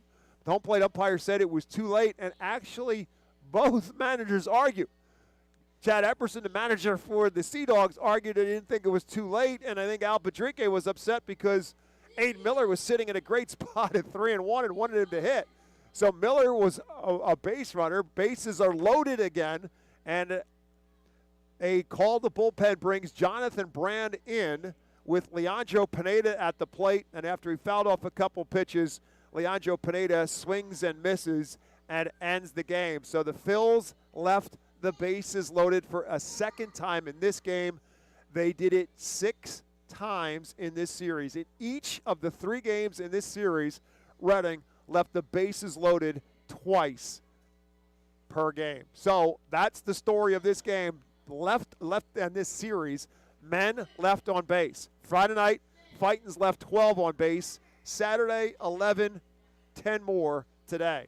So that's how you end up with an 0-3 start, as the Fightins just could not get the big hits when they had it. They got men on base, but they just could not get the big hits when they needed it most. So the win today goes to Gabriel Jackson, Braden Fosnot, the tough luck loss for Reading, and Jonathan Brand picks up the save. All of them the first of the year. Time of the game today, 2 hours and 57 minutes, and it was played in front of 3,962. Most of them are now running the bases, the Sunday tradition here in baseball town when fans get to run the bases after the game is over. So that will wrap up the series, and the Phils will head to Somerset now to take on the Patriots and hope to pick up their first win of the year on the road. Series starts Tuesday night, Phils and Somerset on Tuesday night, and then we're back here in baseball town 1 week from Tuesday, April the 15th. Reading will welcome Binghamton to town, and our coverage here on 830WEU.com will continue. Again, all of our home games here on the Reading Fightin' Phils radio network are available for you to listen to at 830WEU.com.